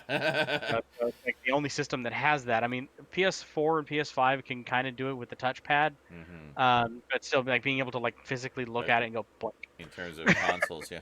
But I mean, But I mean, those are primarily made for computers originally, so it's like. Right. Which I'm surprised that it's not getting like a Steam release or something. Yeah. Which it may in the future. I mean, if it turns out to be popular, they may push for a PC release, which I hope they do. So, that's the way I would want to play it. I need to play the rest of those. I've only played like I think one each of Police Quest, Space Quest, and King's Quest. Ooh, King's Quest. I played King's Quest 4, The Perils of Rosella. Space Quest. I played Space Quest 2, Valhalla's Revenge, and then Police Quest. I played the original, something of the Death Angel. Yeah, I've never played any of the Police Quest games. It was never any. It wasn't the VGA remastered version. It wasn't the bad release. It wasn't the bad release. It was the actual original version because we didn't get the remastered version on the Amiga. It was the so I played it on the Amiga. Was EGA, I guess, originally. CGA or EGA release. Yeah, it would have been EGA, and PC speaker sound. Yeah. Unless you were that weird kid. I enjoyed it. Unless you're the weird kid, you're like, I'm gonna play in Hercules mode. Yes. Yeah, we let that person go sit in the corner. But that's an old computer joke, by the way. Actually, August, it's a Dragon's Lair trilogy cabinet. Yeah, well, what August is talking about is they're releasing 2 separate types of cabinets. I was literally just going to say that. There's a Dragon's Lair cabinet and there's a Space Ace cabinet, so you can choose which one you want. But internally, it's got all the same 3 games. Which I watched an interview with one of like the CEOs of Arcade 1UP, one of the YouTubers. They're very well known in there, and they were talking about, oh yeah, so you're doing a Dragon's Lair. Like, yeah, like, oh, it looks like you got a Space Ace variants too, and he goes, wait, we do? There's a few things that got posted on the website that not even the CEO and like the lead head marketing developer or something like that knew. Yeah. They're like, oh yeah, sure, yeah. That's what it was. Legally by Gamer. Thank you. Yeah, it was Police Quest in pursuit of the Death Angel. Yeah. Yeah. You were basically trying to track down a serial killer. But one of the things I wanted to side note, mostly just because I'm so proud of this person. If you've known me for a long time, you know that obviously I love the King's Quest games. They're some of my favorite point and click and some of my favorite games of all time. Yeah. PC games of all time. And there's one person that I've followed. He used to be with that guy with the glasses many, many, many years ago. Okay. And his name was Paw. Okay. And he was known. He was the point and click adventure guy. Mm-hmm. He was the guy that talked about King's Quest. His big one was Leisure Suit Larry. But his big like his number one is the King's Quest franchise. Mm-hmm. And he had done complete playthroughs of every single King's Quest game, and then he just like disappeared off of YouTube for like 5 years, and like he just showed up. My work here is done. Yeah, literally. I mean, he had life happened, and he just focused on life and decided to move on away from YouTube. But recently, it came out of nowhere. He was live streaming on YouTube all of a sudden, playing King's Quest 5. Oh, well, there you go. And what he was doing was he was actually, because there's a speed running community for the King's Quest 5 game. Yeah. And he was practicing for that, and son of a bitch, did it like 2 weeks later after he had started live streaming like every day to practice. He beat and now holds the world record for the fastest King's Quest 5 run. Wow. And it's literally beating the entirety 100%, beating King's Quest 5 in like 27 minutes. Wow. That's cool. My friend has a speedrun record for Blade Runner, actually. Oh yeah. That's cool. Yeah. So so I just wanted to do a quick shout out to Paw Dugan for getting the world record of King's Quest 5. He's someone that I followed for almost 12, 13 years now. Yeah. You know, because I know how much of a passion he loves that game and he loves the series. Mm-hmm. So yeah, he's now the official world record holder. So yes, good on him. Hooray! That's a bit of gaming news. There you go. So last but certainly not least, nice little transition here. A new retro style, 16-bit retro style action platformer, Steel Assault, I think it's available. I think it's actually already out. This is punch, whip, and zipline your way through a post-apocalyptic America in this 16-bit retro style action platformer. So that's all I really said. Wasn't much. But the trailer is out. It looks really cool. It looks like a CPS3 arcade game. Mm-hmm. So like the vein of games like Street Fighter 3 Third Strike, like that level of animation. That's one of the best ones, actually. Yeah, it's super smooth animation, a lot of flashing. The cartoon is so good. Yeah, yes. I said, imagine like the smooth animation from like the CPS3 mixed with like Neo Geo. Well, I mean, like even newer option, Cuphead, beautiful smooth animation. You know. A lot of times, still pixel art though. Yeah. Well, I know, but I'm saying that game works because there's a lot of frames. You know, there's a lot of smooth animation. It's not just that's hand drawn or whatever. There are a lot of effort went into animating everything meticulously. Right. Yeah. But yeah, so yeah, Cuphead as well. Yeah, just newer version. You know, run animations probably have like 70 frames just for like taking the legs move. Yeah. You know? Yep.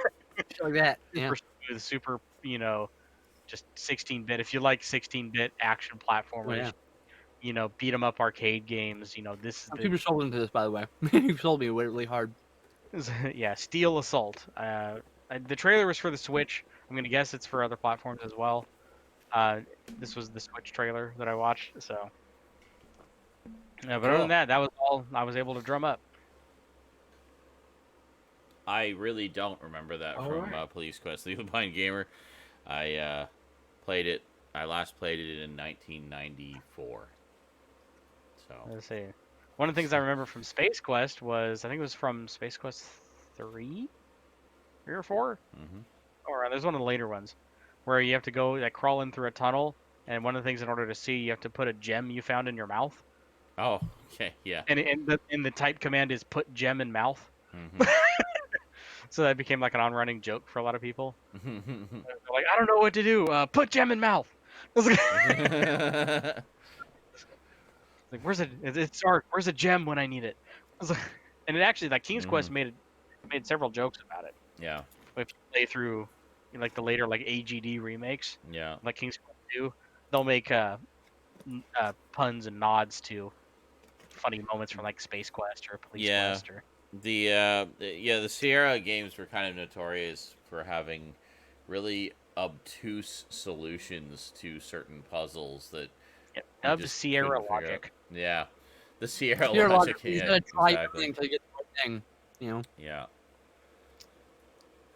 Like, I forget what one of them was. Some of their games are just like, why? Some of them are just like, why, I should say. Some of them were, like, just not obvious. Like, there was one I remember, it was you had to... Like, literally, sometimes I go, how would anyone guess this? I'm trying to give an example here. It's like, I think it was in King's Quest 4, you meet a minstrel, and I think you need his guitar. And you have to convince him to give you his guitar. And the way you do it is you have to convince him to stop being a minstrel because he's terrible. So you have to convince him, you have to find an alternative career path for the minstrel so that he will willingly give you his guitar. And I'm like, what? Just give me the damn guitar. I hate minstrel overhead. Take guitar. Like, why does it have to be so complicated? Add minstrel and back. Yeah. My personal favorite one, though, is actually from, was it King's Quest 5?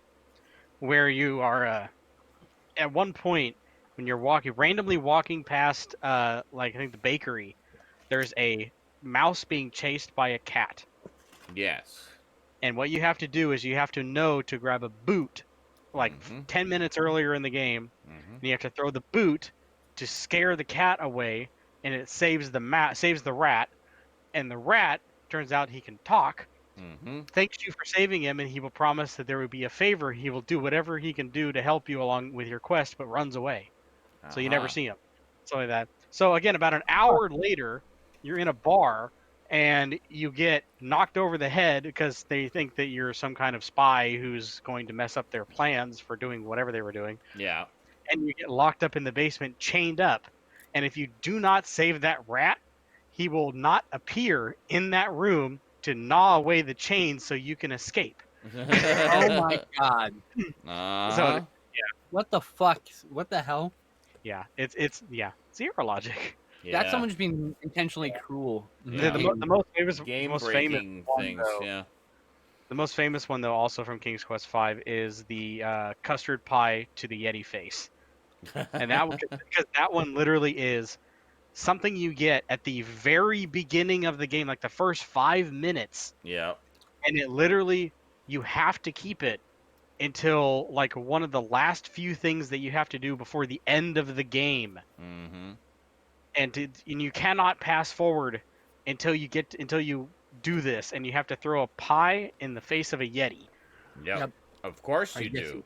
And it's like, and that's the only way to defeat him. I think at this point, you have like all this shit that you can easily kill a Yeti with, but no, you have to throw a pie at it.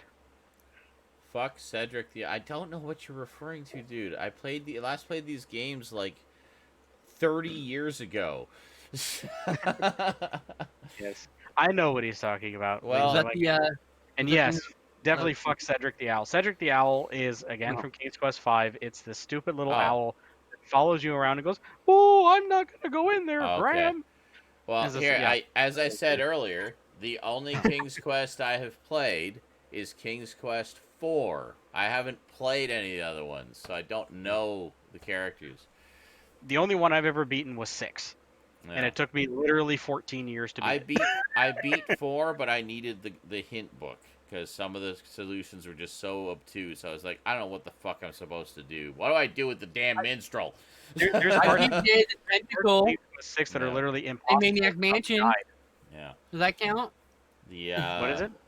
I said I beat Day of the Tentacle and Maniac Mansion. Does that count? Space Quest 2, I beat fair and square. I didn't have any hints for that. I just figured it out. That one I think just didn't have quite so obtuse.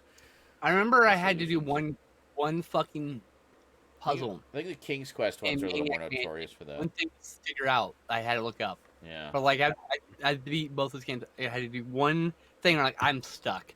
Yeah. Look at the guy. Oh, I'm such an idiot. It's one of those like, can't believe I didn't think about that. What also makes them hard with the King's Quest one specifically is a lot of their bigger puzzles were hidden in their hint guides that came with the game. Like for 6, it was the book of the Land of the Green Isles, and there were puzzles in there that you had to have the book because it was its form of copy protection. Mm-hmm. Yeah. And it would allow you to play like several hours into the game, and you get to the Mountain of Logic, the Cliffs of Logic. That's what it is. Mm-hmm. And there's one that's literally a made up language, and it's you have to decipher it using the guide to the Land of the Green Isles. So if you just downloaded the game or pirated the game and you don't have that book, you are literally fucked. Not a big deal now they PDFs, but I mean. Oh no! Now it's yeah, of course. The PDF file of the fucking internet but makes back that kind then, of yeah.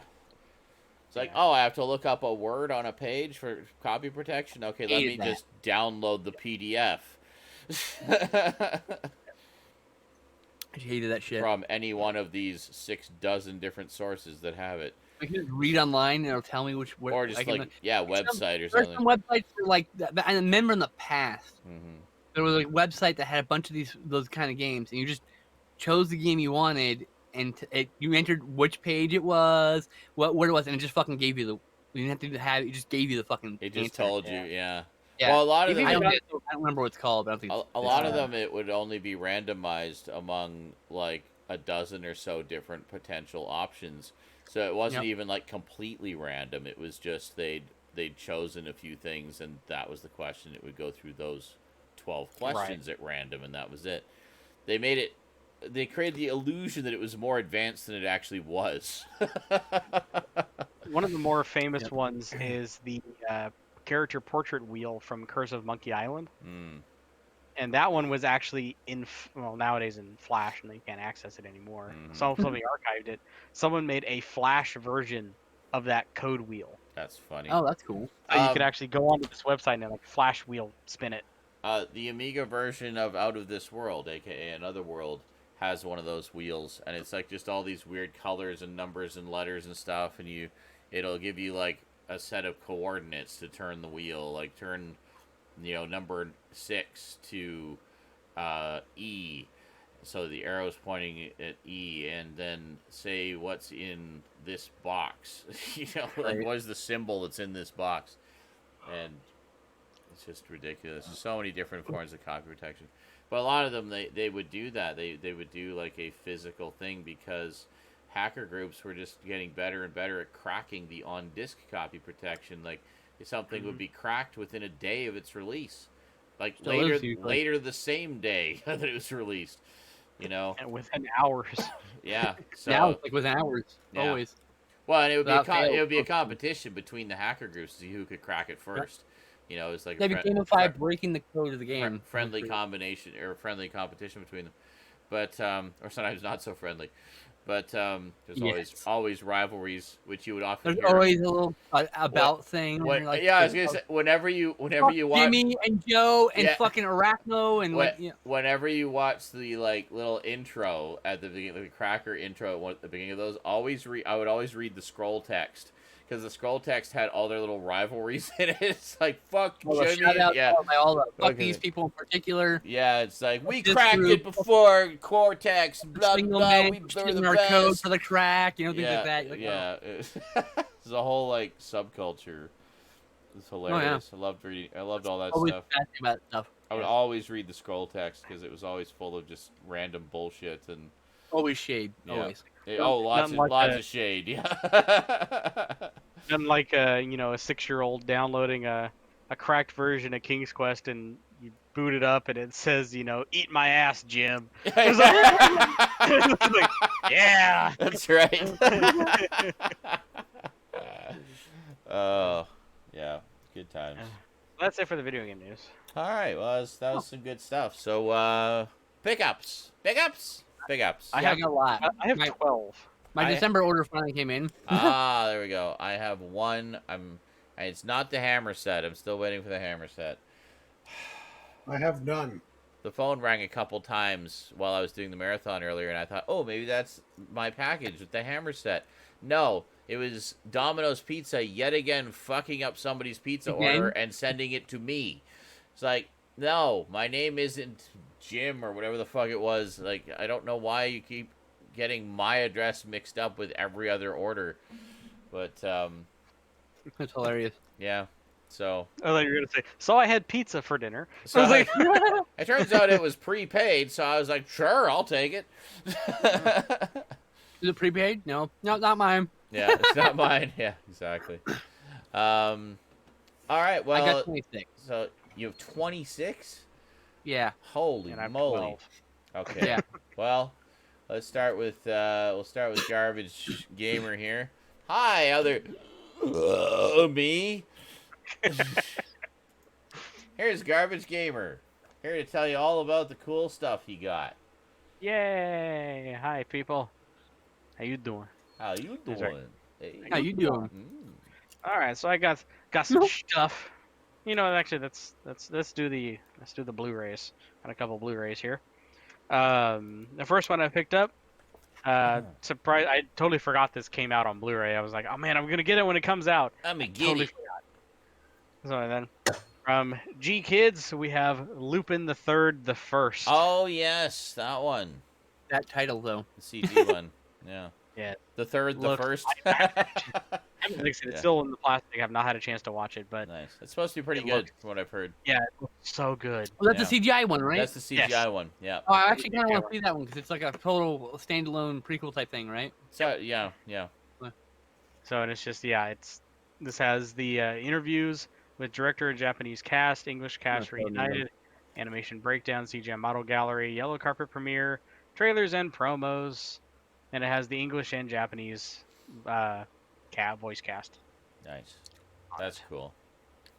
The next one, I'm actually almost done watching this because I got it, and then that night I popped in, watched the first half. Now I'm almost done with the second half of it. That is One Punch Man Season 2. Oh, they did a second season? I didn't know there was a second season. Yeah, see, this one, it's a little, it's hit and miss for a lot of people. I think it's great because it's not by the original animation team. Okay. It is by Viz Media and Shonen. Yeah.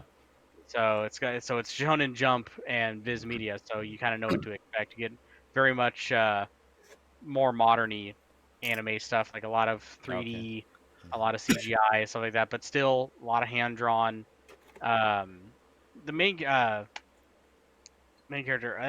Can't think of his name right now. I've had a very long day at work. Saitama.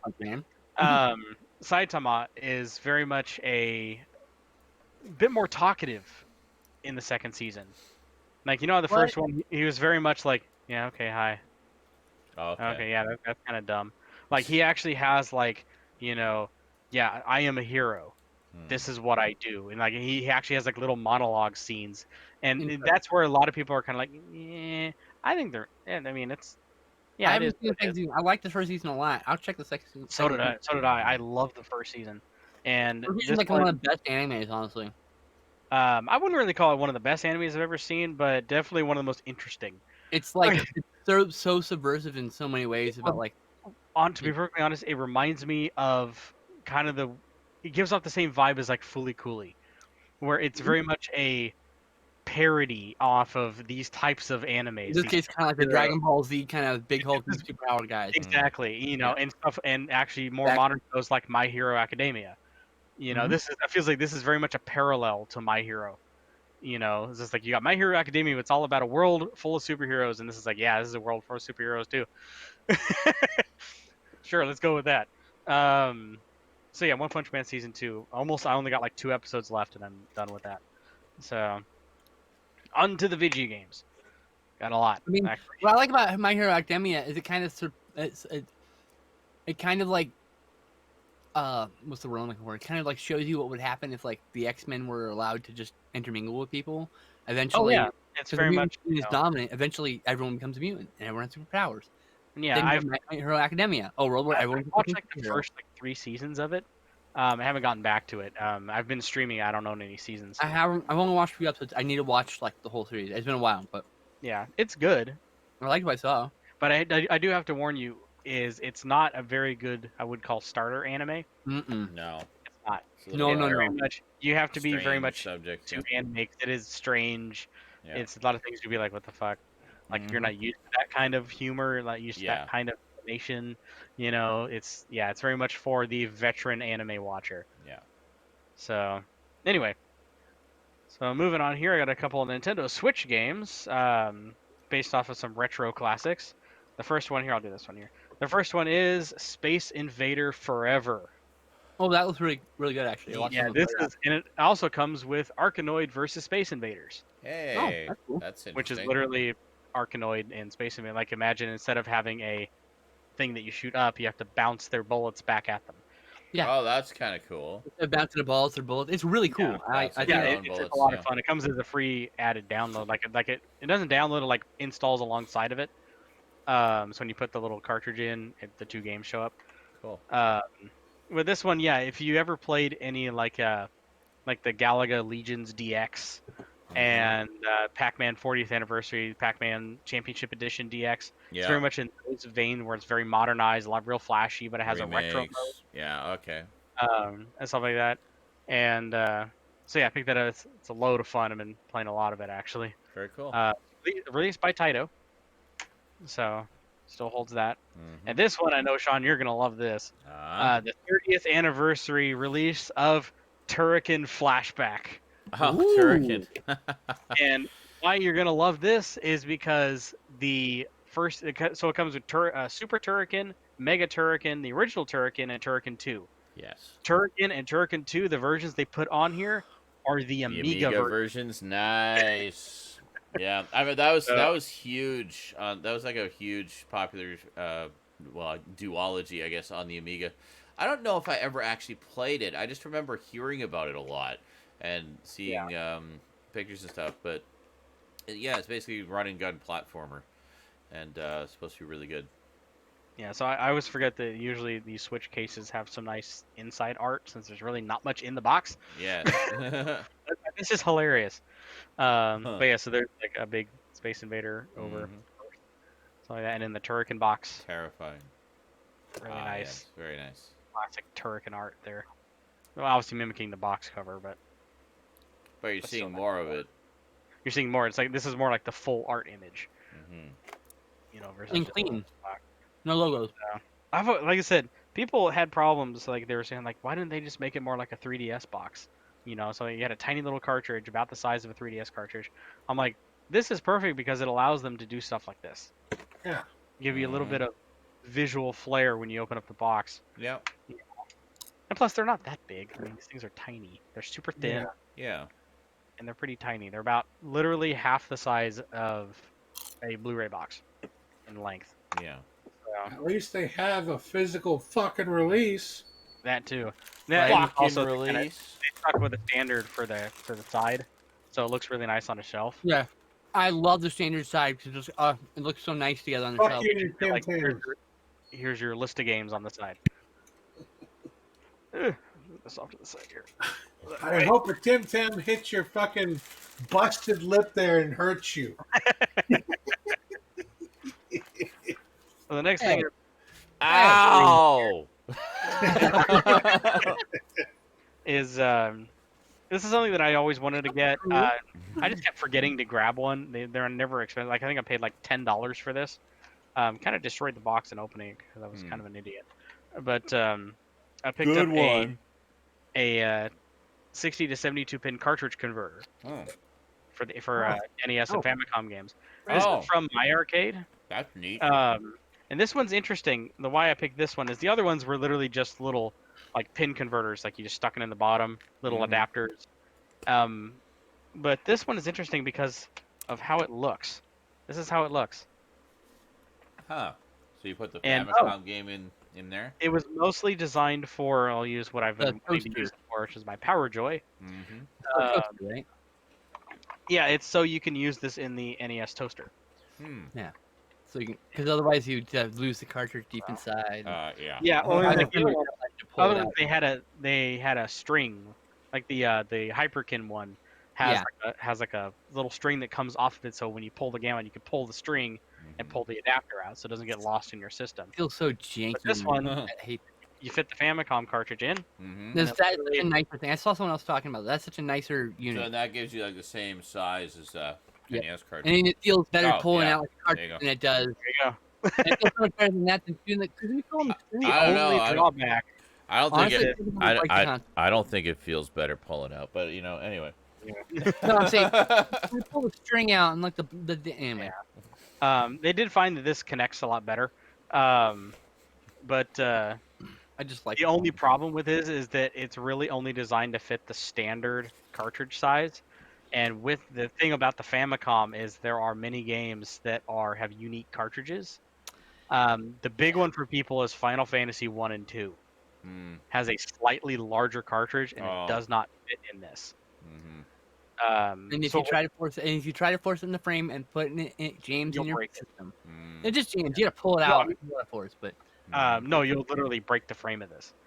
Like maybe I don't know. I'm like, so I mean, if you don't really care about the aesthetic or mostly there for the adapter part, you can literally just like Dremel the top off. Yeah, There's nothing. Just talking about it, so that's all. So that like the way I have the frame is, it'll get stuck in your system because it's too wide. I have that little top loader there. Yeah, exactly. So what about it? Because I wanted one because I have a Retron, but it doesn't hook up to a CRT. Yeah. Yeah. That's why I have this bad boy, which is the Super Retro Trio, which does HDMI and composite. Nice. So. But not as many games, so it's like the trade-off, of course. Oh yeah, you still need Actually, this plays more than the Retron does. I mean, it has a larger compatibility. Big one being these PowerJoy multi-carts. Meant like by systems specifically. Oh yeah, this does NES, SNES, and Genesis, but now it can do Famicom. That's cool. So the next one here, I've been watching a lot of some YouTube channels just reviewing those little mini retro arcade cabinets and that kind of stuff. So I'm like, fuck it, I'm just gonna buy a bunch.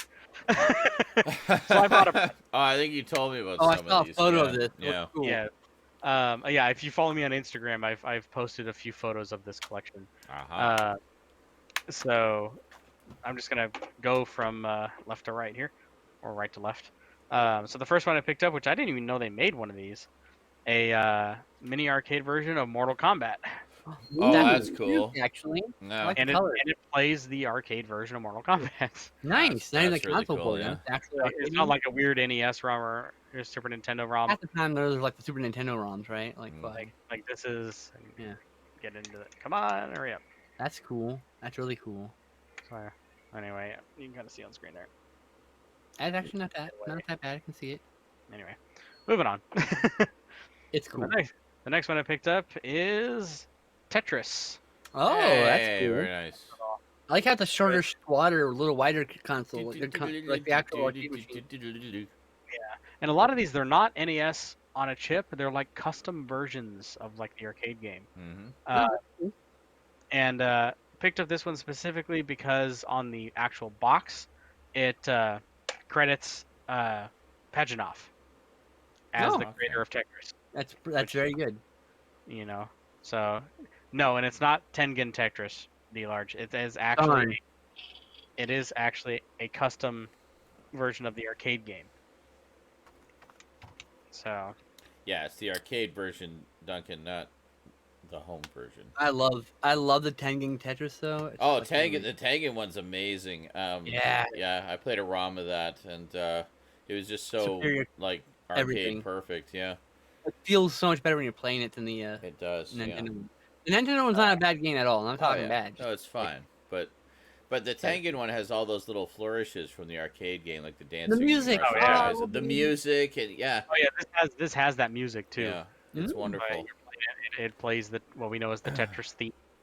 Yeah. Well, if you've played the Tengen version, you've basically played the arcade game. It's very, very similar. Yeah, pretty much. The Tengen version is a close representation of the arcade version. That's why it's very much preferred over the Nintendo one because of the accuracy. But everyone still likes the Nintendo one. I have the Nintendo one. Yeah. I don't have. I played the Nintendo one quite a bit on my brother's NES. It's good. Yeah, still, if you've never played the arcade version, definitely check out the arcade version. Yeah. Go get you can't go wrong with any version of Tetris, honestly. Probably not a bad one. Yeah, so the next one I picked up here, which is I was surprised I didn't have one of these. You would think it'd been like the first one you get. I got Pac-Man. Oh, Yay. wow. This isn't just Pac-Man. This is the gold 40th anniversary Pac-Man. Ooh, sexy Pac-Man. Got it. Sexy Pac-Man, yes. And again, custom arcade ROM. Pac-Man. All these have custom arcade ROMs. They're not like NES on a chip, which is what you would think most of these would be. Kind of surprising. Which there's a special one which I'll go into when I get to it. So the next one here I picked up is Spy Hunter. Hey, I used to play this that. This is a weird one because if you've ever played the arcade version of Spy Hunter, there's a lot of buttons. It's got like a steering wheel, gas brake, and it has like 4 buttons because you could do like Gatling gun, missiles, oil, and smoke screen. If you notice, there's only like 1 button. Yeah, they made a slight modification to where it still has and gear accelerate and gear shift is all on the little joystick here, and it just has a fire button. Pretty much what they did was, you start playing and you get the Gatling gun, then you could pick up weapons as you drive along, but you can't switch back to your Gatling gun. You're just stuck with that weapon that you get. So you could get like the smoke screen and just be stuck with the smoke screen. So it's just like, so it's not a great version, but but it does play the Peter Gunn. Yep. So there was, I think it was at the local Chuck E. Cheese where I used to play Dragon's Lair. They had Spy Hunter, and it was the sit-down cabinet version, and that one was purely picked up for completeness' sake. It was great. This is the weird one I'm going to talk about, and it's Defender. It's got the wonderful side art. Well, I can already see one way it's weird. It's got a joystick. Yeah. But, let's see if you can pick up what's weird about it here.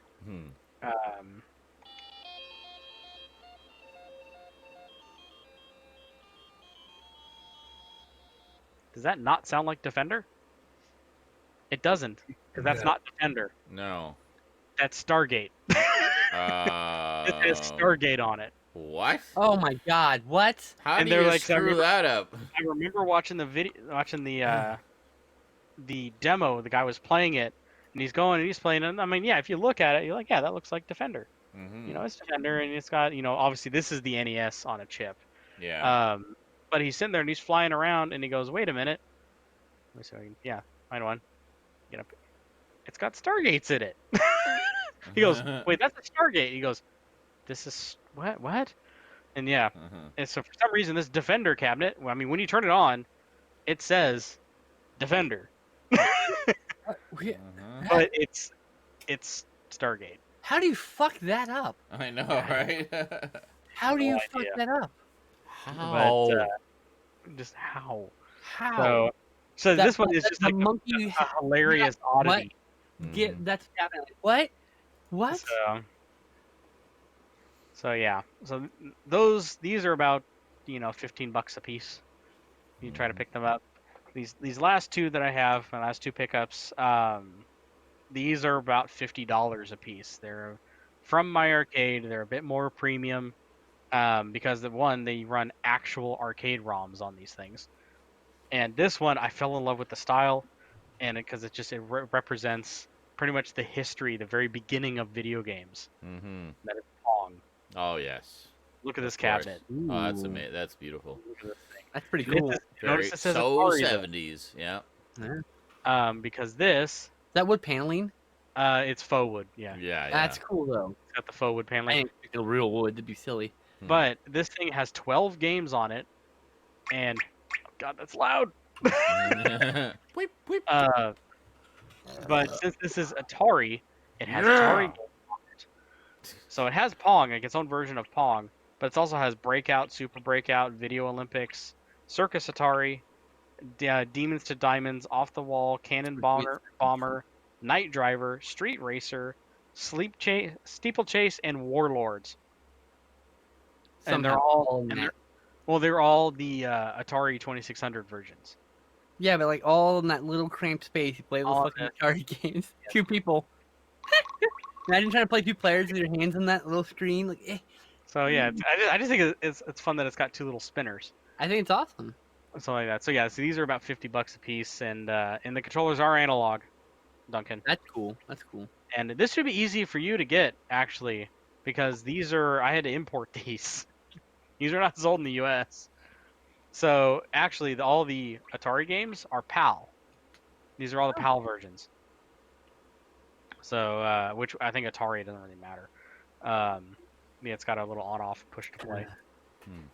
Start off. But last, but certainly not least,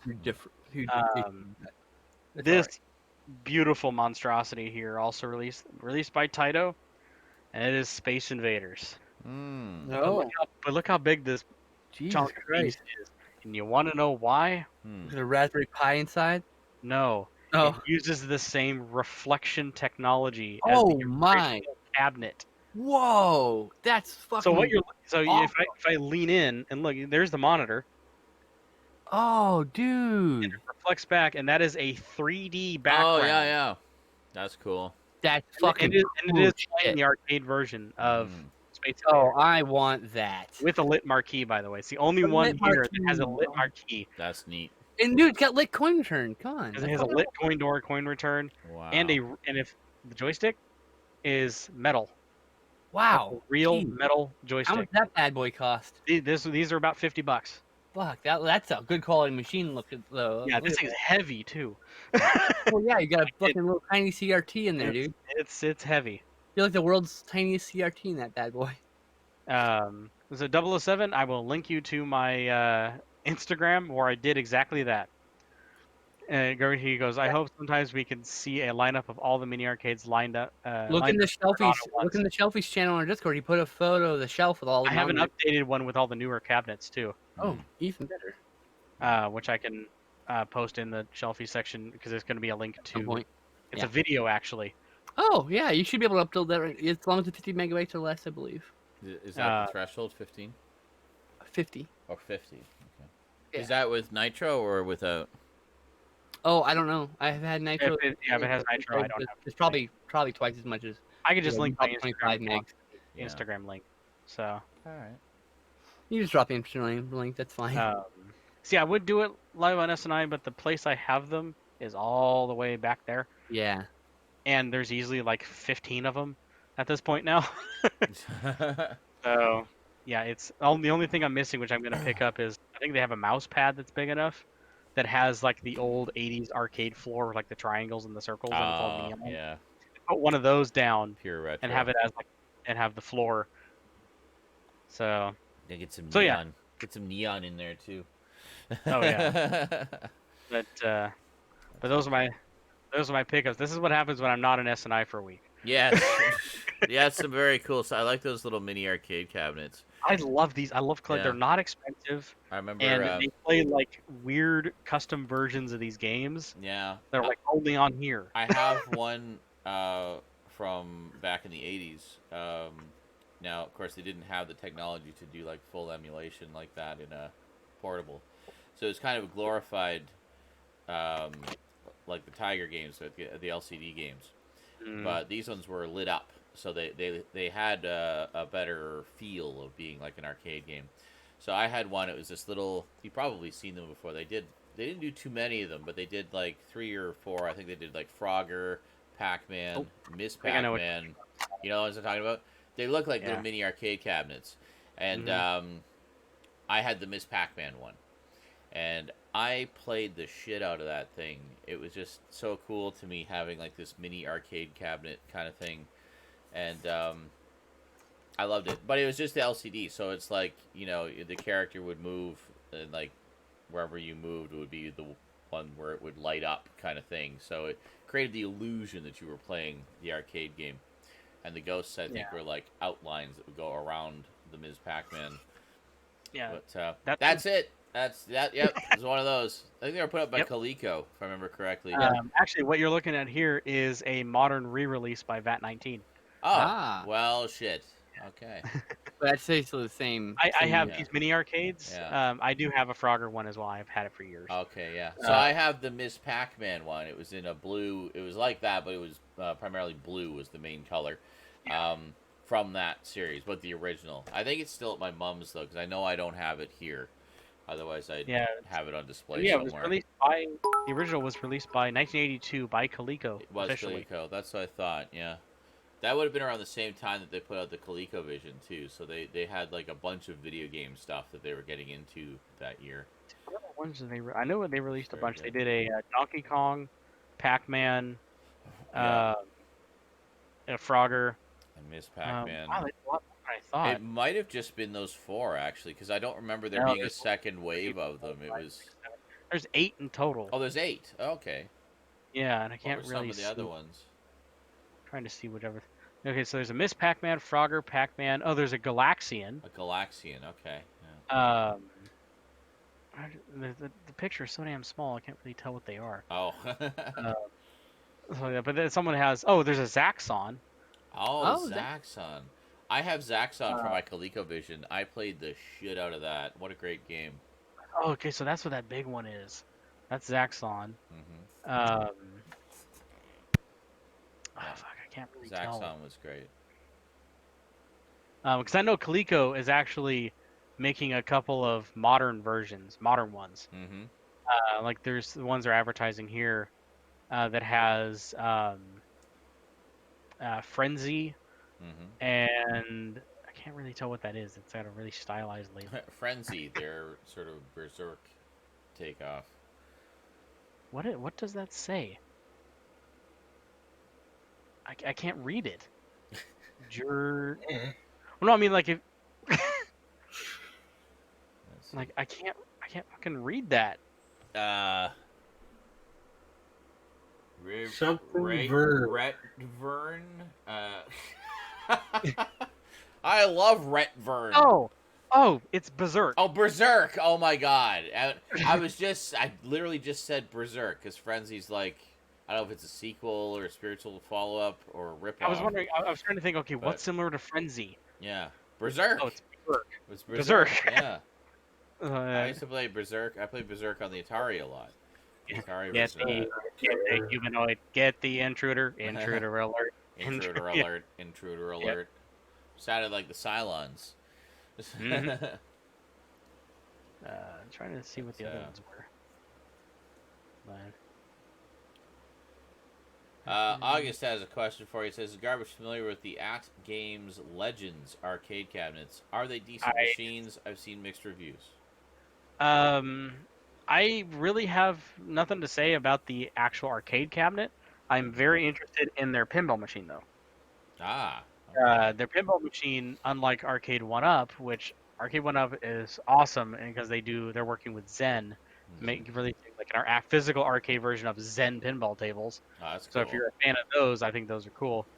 At Games got like Gottlieb and actual pinball companies that they're releasing virtual versions of real pinball cabinets, like 22 of them. That's cool. On one cabinet. So is it like a lengthwise video screen kind of thing? Yeah. I think it's a 32-inch playfield. Wow. With a 12-inch back glass. Yeah. On it has a virtual DMD on the bottom. That would be so cool. And it even has since it is a virtual pinball machine. Yeah. It has solenoids on the inside to mimic the feeling of the paddles. Yeah. Oh, that's so cool. And the big one, a real pole plunger. Nice. An analog plunger that mimics. Well, fuck! I want one of those. $700. Good lord! But 22 tables. But you figure, how much would it cost to buy one pinball table in $700 minimum? Well, yeah, yeah, exactly. I would say about $3,000 to $5,000 is an initial investment. Because for a decent Gottlieb cabinet. Yeah. You might be able to get a bust ass one for a couple $100 and rehab it, but that's a lot of fucking work. Yeah. Yeah. Well, and even you get what you pay for, It's well, even just to own one, all of the maintenance you'd have to do to keep it in functional order. I mean, it's just. Yep. For me, the big point. Yeah. Minus the fact that they're real. I was just gonna say, so the idea of a virtual pinball table like that is very attractive with the force feedback and everything. I mean, it'd be really cool to do that. Just install, set up a PC version because they sell it. You can buy a digital, plunger USB devices. Yeah. So you can probably build your own custom cabinet with a LCD screen. Yeah. Oh yeah, they already have. What's great actually about the At Games or the Meyer Arcade, the At Games one is like their At Games Legends arcade cabinet. It's going to have HDMI inputs, so you can hook up a PC just straight up and run virtual pinball. Ooh. Or a VPN or a VCAB or anything like that, and actually have hundreds of tables on it. Well, that's even better at that point. Yeah, so, that's why the At Games is more open to modability, where Meyer Arcade 1-Up is a bit more proprietary since they're working with Zen, and Zen Studios wants them to be more straight. I'm just gonna step out for a moment. It still has 12 tables on it, but you buy the Marvel one, it's gonna have the 12 Marvel tables on it. So you have the Iron Man table, this table, but you get the At Games one, and it's gonna have the Black Hole, Arabian Night, something like that. Cheating ass Black Knight game. Fuck yeah, Black Knight. Yeah. And that's a cheating whore. That's a cheating whore. Prove me wrong. No, you're totally right, and it's still a fun hell table to play though. It's a fucking great game, but it's a fucking cheating whore. I like Haunted House. That's one of my favorites. I'm gonna warn everyone in advance: if you ever decide to start buying these mini arcades, it is an addiction. And there's a lot of them, and there's more than that. There's more than that. This is the older poster showing the coming soon stuff that's already out. And it's expanded a bit beyond that. And then there's other companies doing mini arcades and stuff too. So it's this is just the My Arcade one. This is not the arcade classics, which are these. Which there's already 50 of these. There's just so many. It's great. Has there been a Narc cabinet yet? That's one of my favorites. Which one? Narc. Don't know. As that is one of my favorite games. It's such a. They also released these neat little handhelds. Oh, that's kind of neat. My interesting one is this tall screen one that has Contra on it. Yeah, it's immediately what my eyes saw. Contra tall screen, literally. It's literally not. It's not the NES version, people. It's the arcade version of Contra and Super Contra. Has both. So. Right, the Super Contra. Yep. They have the Don Doku Don, and if you're an arcade or retro gamer, you might know what that one is. I do mostly because it's the game where you whack everything with a giant wooden hammer. So you got a flame going there. I know. But I mean, yeah, they got Galaga, Dig Dug, Pac-Man, Bubble Bobble, which I thought was interesting. I love that game so much. It's one of my favorites. Usually when you see a compilation with Bubble Bobble, they just give you 1 and 2. My arcade went out of their way, and people don't remember that there's a third game in the Bubble Bobble trilogy. There's Bubble Bobble, Bubble Bobble 2, and Rainbow Island. And it's Rainbow Island: The Story of Bubble Bobble 2 is the full title. And it's on here. Okay. I used to have the NES cartridge of Rainbow Island. All right. So Freaking love that game. we need to start hustling here. It's 9:16. Yeah, I don't usually have this many pickups. That's okay. All right. Skinslip, your ocean of pickups. Belated Christmas presents to yourself, I guess. Okay, so hold on. Let me put this out so I can smoke it when I'm done. All right. Get off. Okay, there we go. Gotta push off the burning ember. Yes. Okay, first, preface. I had previously these Sedaris films, and so I made some content and bought the rest of the Blu-rays because they're all out now. Holy shit. So we've got Hard Hunted, Fit to Kill, Day of the Warrior, Guns. This is the worst one. Okay. Enemy Gold. This is one of the underrated ones. Do or Die. Pretty good actually. Return to Savage Beach. Utter trash. And Dallas Connection. Pretty good. Pretty good stuff. There you go. I liked all. I can't wait to watch them all again on Blu-ray someday. Very nice. Next, literally last Sunday, me and Stoudman were talking about The One. So I got The One. The One, yeah. I rewatched The One. I enjoyed The One. We'll talk about that when we get the movies. Okay. Next, for $6, I finally picked up the Hulk. Oh, nice. And watched this. Yeah.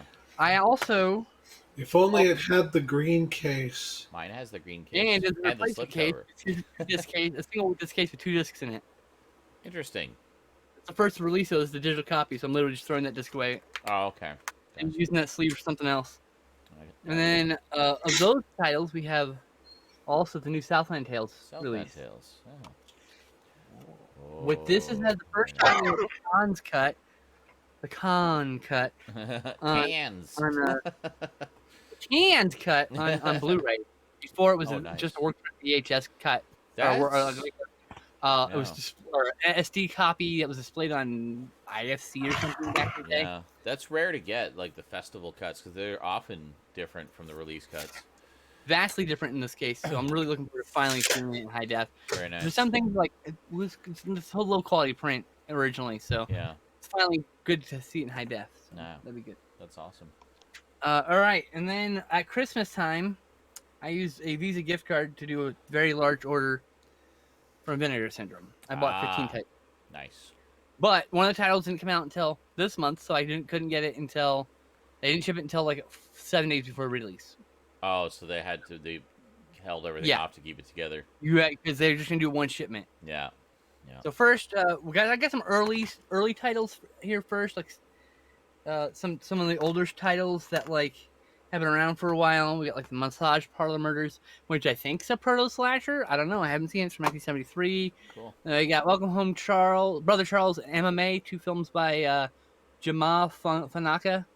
I don't know anything about that. I saw the trailer for this movie.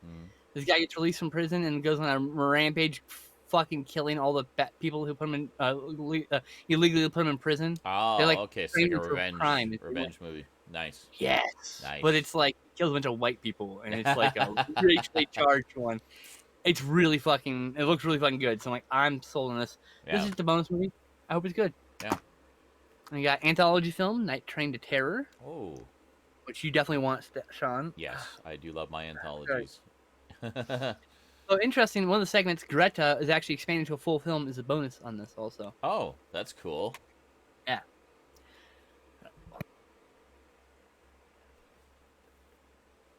and sneeze. Oh, no. Oh. No. Bless you. I hate it when that happens. It's like, are you gonna happen or what?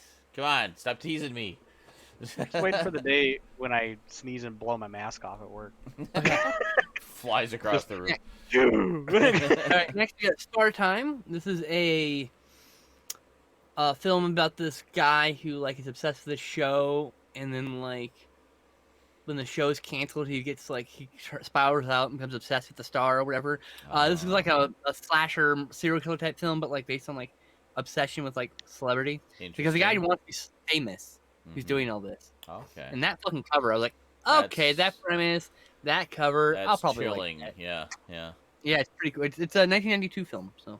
Cool. Next, we got The Incubus. Classic film starring John Cassavetes. And I just look at that cover. That cover's like I'm a sucker for monsters carrying girls. Like this is like for whatever reason like this classic 50s trope. I love this 1950s film, so it's kind of deconstructing that trope. Yeah, that's cool. Next, we got the cover that's definitely supposed to remind you of Reanimator. Yes. The Immortalizer. It's not the Immortalizer, but there is definitely a green liquid in this movie also. Okay. But I love this cover. Like, okay, I don't know anything about this. It doesn't sound anything like actually like a ripoff of Reanimator. He's like making zombies or some shit. But it looks like it from the cover. But from the cover, I'm like, I'm sold. Yeah. Next, not at all Hellraiser, but God, that cover makes me think of Hellraiser. Hellmaster. Yeah, this is actually some other kind of movie with it's got like Argento visuals and like there's a bunch of creature makeup. It looked the description on the back, the cover. It's like, all right, sure. Cool. Dolly's Dearest. In the wake of Child's Play, there were a lot of killer doll films. Yes, that's understandable. It's one of them. Yeah. Here's the cover of the Blu-ray. That's underneath. Beautiful. It's like old VHS cover, I think, or designed it, or inspired by it. That's really nice. Next, we got Zombie 5, aka Killing Birds, aka Raptors. Oh, the same cover. It's the same cover. Anyway, it's a Joe D'Amato film. I bought it simply because I'm a completist with the zombie series, and I have all of them now. Nice. Also, I mean, it probably looks pretty fun. I mean, Yeah. Next, I got the limited slipcover, Vinegar Syndrome slipcover, and release for AGFA release of the AGFA horror trailer show, which also has the Video Rage trailer show. It's 2 feature-length trailer shows. Video Rage focused on video-based movies, and then there's a bunch of obscure trailers in here. I'm looking forward to checking out. Next, I got Proto Slasher Pigs.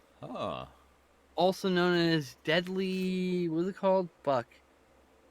It's like Deadly Fuck.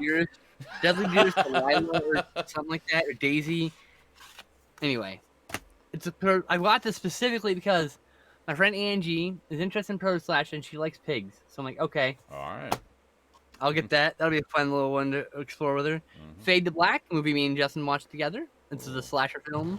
I like that cover too. Basically all about the love of Hollywood. In fact, I prefer the other cover. This cover? That's the one. There's actually a third cover that neither of us got because it was a limited edition during the sale.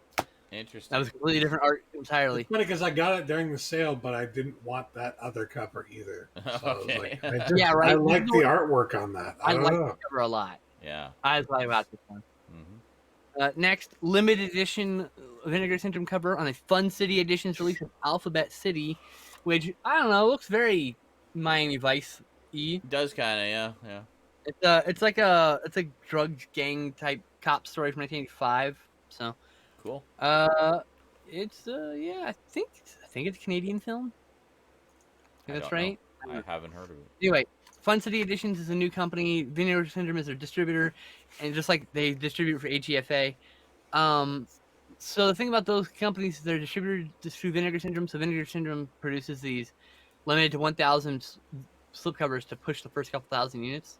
Oh wow! So the AGFA has slipcover. This has a slipcover. I don't have any more of them, but there's more. I just don't have them all. And next we got The Caller. Stoudman, this is the one you have, right? Mm-hmm. Okay. Yeah, you can watch that. I got this so I can watch it with you, actually. I was Yay. like, yeah, right. And then this is the item I had to wait till February for. House of Usher, which I cannot show you the very steamy side. I'm gonna read this to you. I know you're interested. You're gonna be interested. That looks interesting. Yeah. We can see the cover there. Okay. Oh.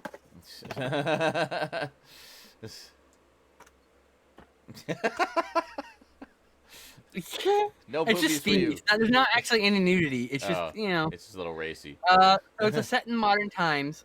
It's a reimagining of Edgar Allan Poe's Gothic classic, and it's like a I think it's like a sex it's like Cinemax kind of version of it. So steamy. Skinemax. So I don't know. I'm a collector of these Vinegar Syndrome VSA titles. They're Vinegar Syndrome archive titles. Oh my god, because they front load like VHS. God damn it. Right. Okay. So anyway, they front load like VHS. Upload. I got number 1,100. Very nice. That's kind of cool. I hand numbered 4,000 units. I don't know. I got it to complete because I'm not gonna miss any of these ever. I'm so happy there wasn't one released this month because there was the Forgotten Giallo Volume 3, which I had to buy instead because I'm not gonna miss that either. Yeah. They are releasing those Giallos standalone eventually, so if you miss out on the box set, you can still buy the movies eventually. That's cool. Just gonna be a bit. I think they have to wait like 6 months or a year before they can. Okay. That's usually what they do. They wait a while and then they release a standalone edition with like less fancy cover.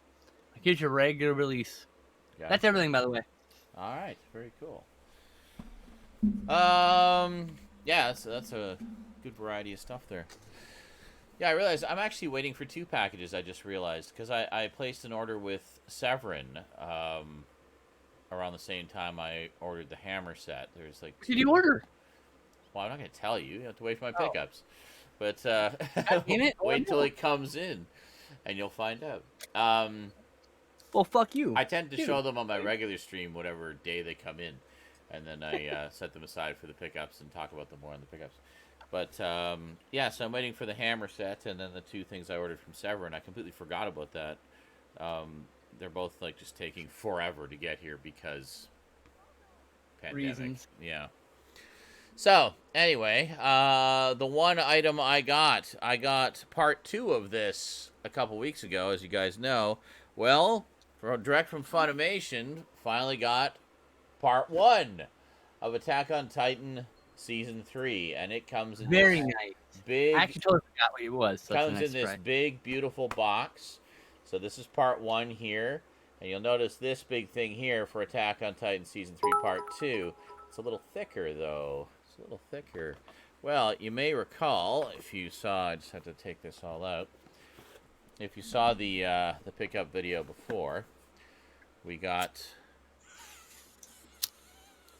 part 2. And, oh, look, there's still some space there because it actually has space for the art book that came with part 2. So very nice. And all of the other inserts, the backing and everything else fits in there. So that just slides. That's a well-designed set. Who released that? Funimation. They've been doing that for a long time, and it shows. And there you go. Perfect fit. Contains everything. And that is all of Season 3. So Season 4 is still airing. It's actually airing... season? Shit. Yeah, there's the 4th season is the final season. It wraps it all up. But it's airing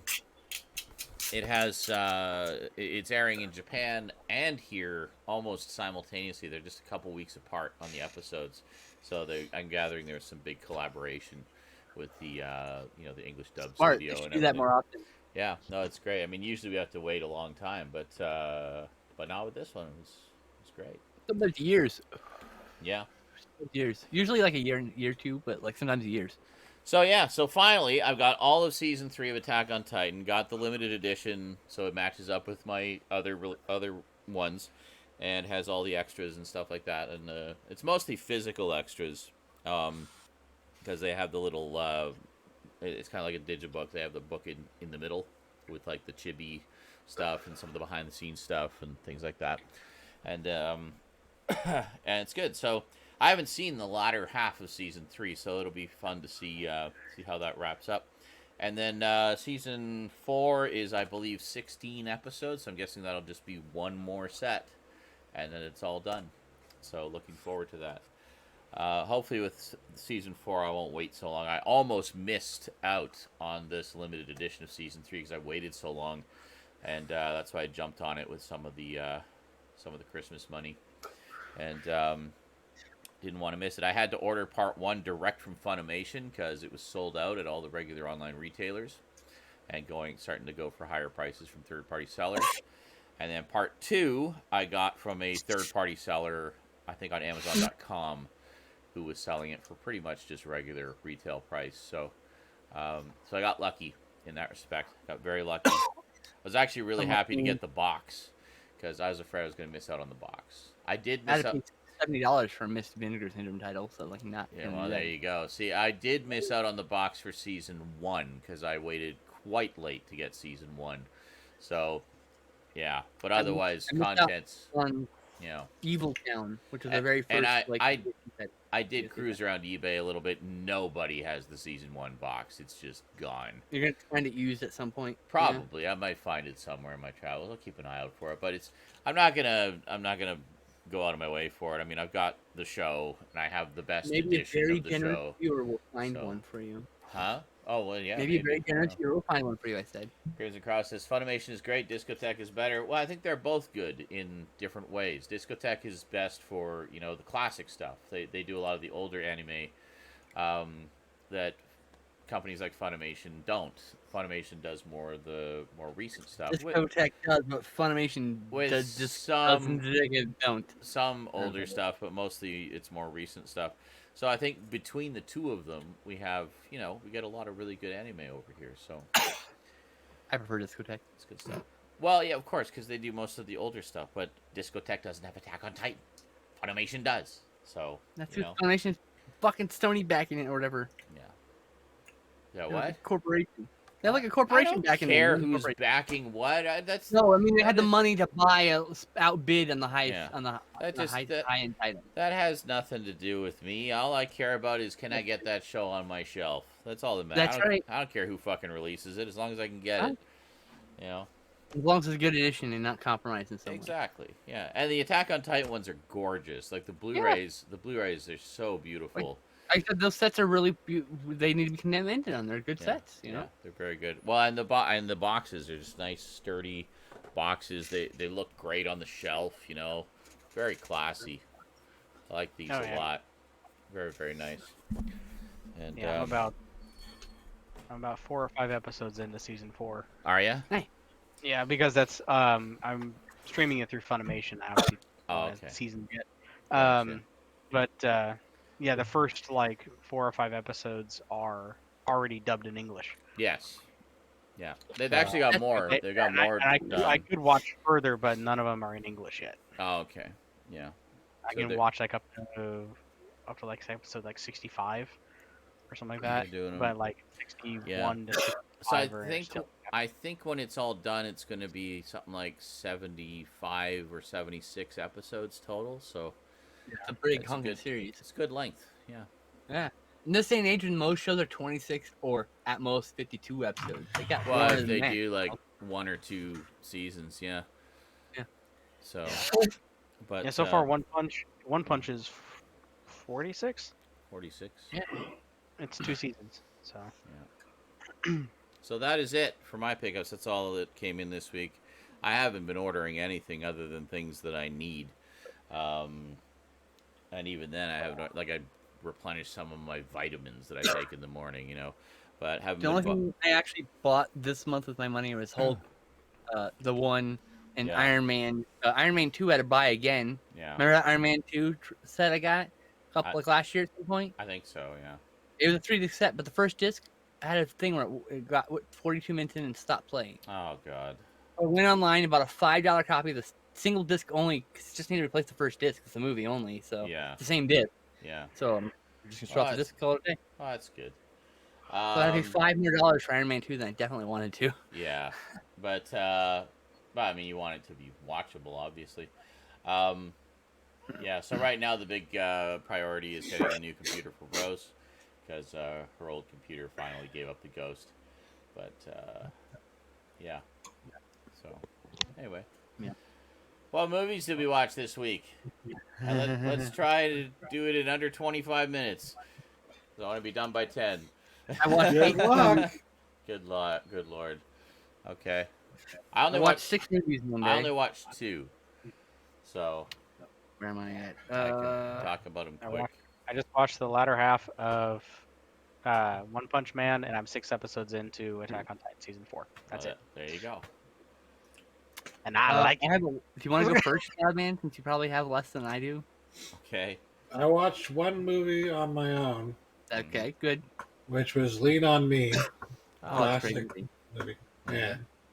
It was on HBO Max, and I was struck by how fucking good it looked. I'm like, so they have an HD transfer, they just won't put it on Blu-ray. Right. That's correct. It's a great movie still. I love it. Yeah. There's not a fucking problem with it. So I hate that. It's not 10 p.m. yet, JL. Yes. All right. Don't do that before 10 p.m., please. So I watched The Possession of 1981, which is the Sam Neill one, with my friends Angie and Chloe, and oh boy, I'd seen it before back in film school. Okay. That was 15 years ago. Yeah. Now I'm watching it, or like 13 years ago, and now I'm watching it, and like I'm a different person. I'm a more sensitive person, and this movie is so triggering because these people communicate by yelling at each other. Oh, and it's God. like, this is my growing. It's a movie about divorce. Yeah. But also otherworld beings and monster fucking. There's actual monster fucking in this. Oh, God. Like, people actually fuck an indescribably disgusting monster, and it's so hot. Anyway, this movie is fucking amazing. This is like a 10 out of 10. This is high art disguised as horror. This is so good. Cool. So good, but also very upsetting. Be aware. Alrighty. Also graphic sexually. I mean, not pornographically sexually. But no, like yeah. This woman takes there's like a whole 3-minute scene with her fucking a tentacle monster. So it's like pretty hot. Okay. I never got tentacle monsters, but anyway. Hey, what? It's not like a Japanese style. It's like a weird monster with tentacles they're flailing about. She's fucking. So okay. It's not like it's Japanese style with all the like 18 penises and stuff. 1981. in Europe, okay? That's true. I guess they didn't really have tentacle porn yet. Not really. I mean, I to emerge as a genre. Drawn stuff, manga, but I don't think it had made into animation yet. Maybe someone will correct me. That'll be fine. Yeah. Next, the three of us watched Heavy Metal Parking Lot, which is one of my favorite 15-minute shorts. So, 1986, a Judas Priest concert. This guy just took his camera out and started talking to people. And my favorite person is Zebra Man. He's just amazing. I want his outfit so bad. And us talking about us. Zebra Man's the best. He is, right? I showed Justin Heavy Metal Parking Lot. Oh, okay. It's one of my favorite movies. It's so good. Zebra Man actually liked my post on Twitter about this. Oh, so yeah? That's funny. Next, we watched something to lighten the mood. We watched American Movie, 1999. One of my favorite movies about making movies. One of the most quotable movies about making movies. They loved it. It's like full of Midwestern charm of this guy just trying so desperately to make his movie. He's trying so hard and literally. It's not Coven, it's Coven. It's Coven, like oven. It's not Coven. That sounds like oven, man. It's not right. Coven. Yeah, he calls it Coven. It's a movie called Coven. That's funny. Right. So that was a really good day. I watched 3 10 out of 10 movies in a row. Nice. And next, I took a 6-hour nap, and then just Todd and I watched Satan's Storybook, which is our trip down our dungeon synth vein, and only half this movie was dungeon synth, the other half's different. I don't remember what was the first half's story. Do you remember? I don't remember at all. Yeah, I don't fucking remember the first half of the movie. The second half is the dungeon synth thing. I don't remember that half either. I give the movie 2 out of 10. It's a hard watch. It's interesting. If I recall correctly, it's not terrible. It's just dull. Not good. It's a bit dull. Dull, yeah. Yeah. So I gave it 2 out of 10. Next, Justin chose From Beyond the Grave. Oh, yeah. Why don't you talk about this one? This is a fantastic anthology horror movie. Available on Warner Archive, and I have to tell you, this transfer is fucking phenomenal. It's one of the best transfers I've seen in a long time. Nice. So, It's really good. It centers around an old guy who owns like an antique shop. It's like the perfect fucking place to start a story, like an anthology horror story, where like every item they pick up is somehow haunted or something like that. Yeah, what is that? Is that the Friday the 13th TV show that did that? Well, they got it from this then, because yeah, this is from 1973. So yeah, no, absolutely. I think that's the one. But yeah, so there are all these stories. All the stories in the anthology are centered around the antique shop. So yeah, it's really cool stuff. I loved every single story in this show. He was gushing about this we were watching. Oh yeah, it was like an 8 out of 10. It's a great movie. Let's see, where did I give it? I lost my spot. 7 out of 10, slightly less. Still, it's got Donald Pleasance, and it has Donald Pleasance's daughter, which looks just like Donald Pleasance. Actually, really, it's really creepy. When they stand next to each other, I'm like, okay. Weird. She looks like her father. I mean, not in a bad way. I was just double taking, like, wow, there's like a female Donald Pleasance in front of me. Clear resemblance there, right? Yeah. She's a spitting image of her father. Is how to describe it. Yeah. Or clear repleasance. Oh God. Okay. Next, we watched Castle Freak, the last drive-in edition of this. This is a Stuart Gordon film about a guy who lives in the basement of a castle who likes to just flop his penis about. Okay then. Yeah. More to that. There's way more than that. What do you think? It's a great movie. All like there is weird to it. Porno or something. No, it's actually really fun. It's a really good movie. 7 out of 10 for me. But what are your thoughts on this one? Because I like this one. I don't think it's Stuart Gordon's best film, but I think it's one of his more underrated films. It's a fun movie. What's his face is in it from Reanimator? What the Combs? Combs. Jeffrey Combs. Jeffrey Combs, yeah. Yeah. I love Jeffrey Combs. And right? She's in this also? Yeah.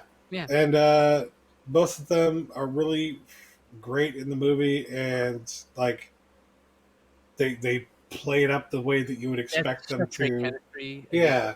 I mean, like, and I felt like, this movie is very fucking disturbing in a way that, like, it would make you uncomfortable to watch it now, more so than some of the other like Full Moon pictures I've seen. It's one of Full Moon's best films. It's one of the earlier films. It's also a direct antecedent, if that's right, of Texas Chainsaw. It's that kind of horror. It's weird, creepy.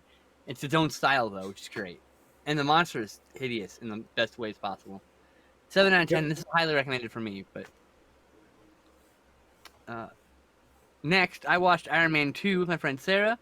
7 out of 10. I really like this. I hadn't seen this since the theater. You're going to hear that a lot. I haven't seen any of them since the theater, except Guardians I saw once each. Then I watched Street Fighter's Last Revenge. Oh boy, watch the Japanese cut of this one.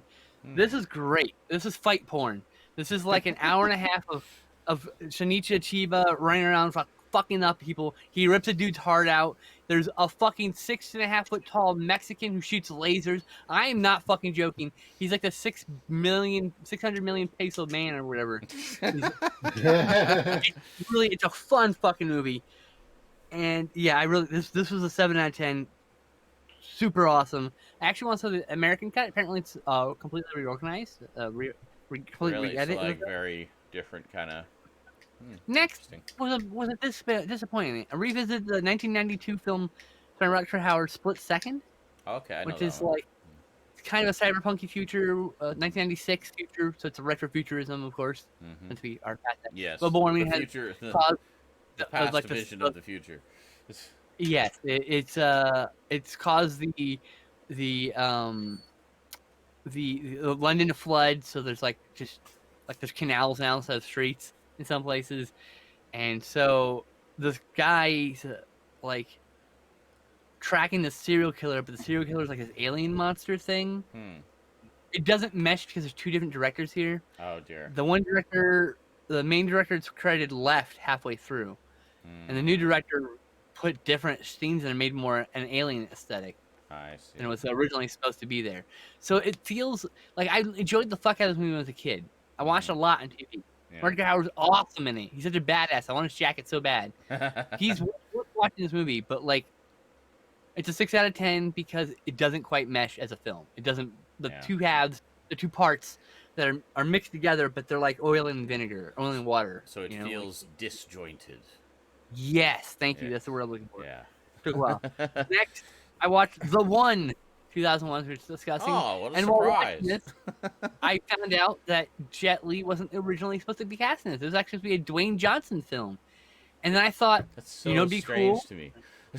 Yeah. Well, there's the reason why I don't want someone to become the one in this movie, which is where you kill all your alternate universe selves and you gain power and knowledge of those people, like the Highlander almost. Okay. Yeah. All right, it's really fucking good movie. It's a really fun movie. Bullet time all over the place, but like, because he's like, superpowers. He moves super fast. He's super strong. He's literally pitting people with other people. I mean, like, it's so much fun. It's also Jet Li doing 2 different kinds of kung fu, 2 different styles. One more direct and vicious for the bad guy, and one more like flowy and protective for the good guy. So there's like a real style difference between the 2 characters. And so I had a really cool idea. Since they don't want someone to become the one because they think it might cause a multiversal collapse, what if we have a sequel and it stars The Rock as someone who's become the one, but there's chronal disruption wherever he goes. So like time and space are tearing, and he's like destroying universes by existing in them for too long. And so they take Gabriel Yulaw from the fucking prison planet of Stygia, and Gabe Law from his planet, and they bring them back together because only 2 Jet Lis can defeat one The Rock. Yeah. And they call it The Two. The Two. Yeah. I like that idea. Actually, I like that a lot. That's a fucking cool idea. All right. That would be... I was so high when I came up with this. I'm so baked. Someone make this idea. Give me credit. Pot thoughts with Skinslip. Yeah. Next, I watched this, Scott Adkins starring vehicle, The Ninja, from 2009, where he's this white guy who trains a ninja and he kills some people. It wasn't okay.